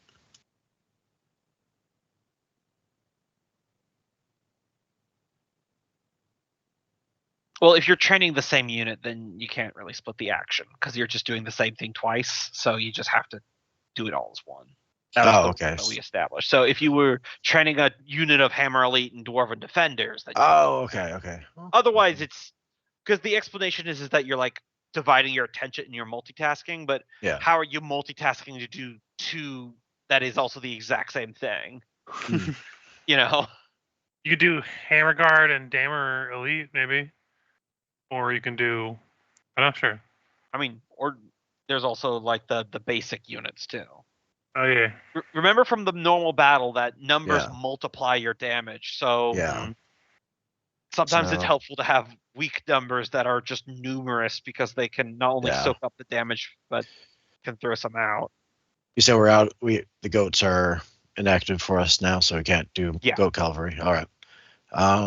Maybe some more quarrelers, too? I don't know. Yeah. I feel like ranged is always a good option to have. Yeah. And we have a lot of physical yeah, units. we do have 2 of them so far. Yeah, and every other unit other than the mortars are all going to be up in melee, so... Yeah. Well, we got 2 quarrelers and we got 2 mortars. Everything is in Yeah. melee. Do we want to strong? No, I'll be gain Demogorgon. So yeah, let's do another quarrelers. So, Are we doing the rolls now, or are we just strategizing at this point? I figure we're just strategizing. All right, I had an idea for a little cliffhanger at the end, but I was letting you guys get your Okay. pre-fight strategy sesh out of the way because it's easier in talk than Yeah. chat. Yeah. That would be an extra 200 troops if I get past both of them, but a D8 and a D4 is pretty good. I'm feeling pretty confident with that. I was gonna split my action to train, try to get a more specialized scouting unit, as well as trying to lower the civic stress. So, Since I imagine economic stress might go up at the end of the year. Don't need a bunch of things going up.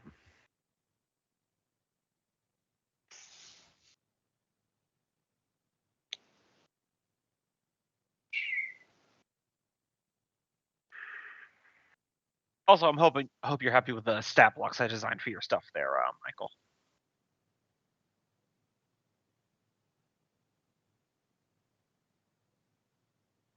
He's muted, but I assume he likes it. No, yeah, that is what I said. Yep. But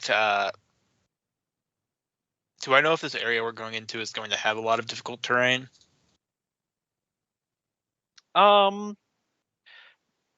Once again, it depends if you want to try to engage the orc army in the tunnels or in open cavern. The open Underdark caverns are quite sizable with high ceilings. So you're going to be dealing with a lot more flat stone, but if you want to try to engage them in more tunnel warfare, you'll be dealing with narrow corridors and choke points. In that case, I could make the Centurions, and they have a ray attack that attacks on a line. Ooh, okay. Like AoE sort of thing, or still just an adjacent unit? Like an AoE that has a 5-space line, including both enemies and allies. Yeah, those will be nice. Yeah, so I'll probably craft those guys up for this next coming round instead of the gladiators. Yeah, thousands of troops, so yeah, we'll need the AoE effects. yeah, that's also why I'm planning to fortify this entrance so that we still have a fallback we control and a push out that we control. Yeah. Of course, we'll have to do something about this approach eventually, and ideally we get Forge Sworn to build up there. They probably should have been doing that for months, but Fort Eversteam is basically finished construction now. Freya pushed forward a lot of resources to Clan Forgesworn, so they have like a full citadel bastion by the port. It's extremely defensible at this point. that's good. But that doesn't prevent the city from being bypassed. But yes, good. There's a difference between moving thousands of troops past a large fortress uncontested versus moving like 100.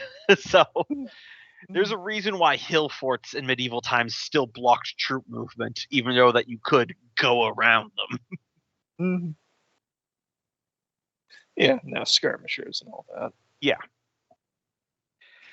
Well, not to mention in tunnel warfare, if they did go around Port Eversteam to go south and then into those tunnels there, then dwarves will just come and flank them in the tunnels, and then you'll come up from the south and meat grinder them into nothingness because there's no retreat then.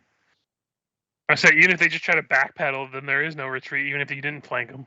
Yeah. Quantity fights a little harder.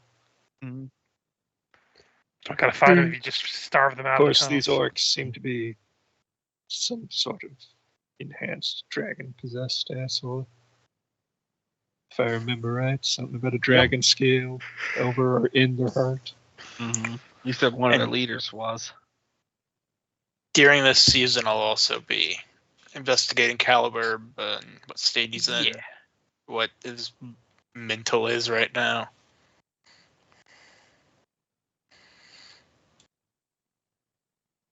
I think that's a good segue into the sort of way I want to end this session here.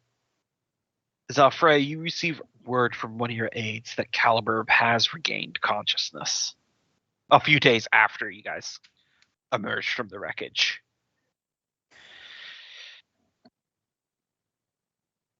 When you go to see him, he's in bed. And this is like the first time that I think you've ever really registered that Caliber looks old and worn. When you draw up next to him, his eyes open, focus in on you. Takes a moment, locks in like a thought register. So he goes, Freya. Hands on your shoulder. He knows. He knows everything now. What's everything? He knows how to end the world. And that's where we'll end the session. Son of bitches want to just conquer things.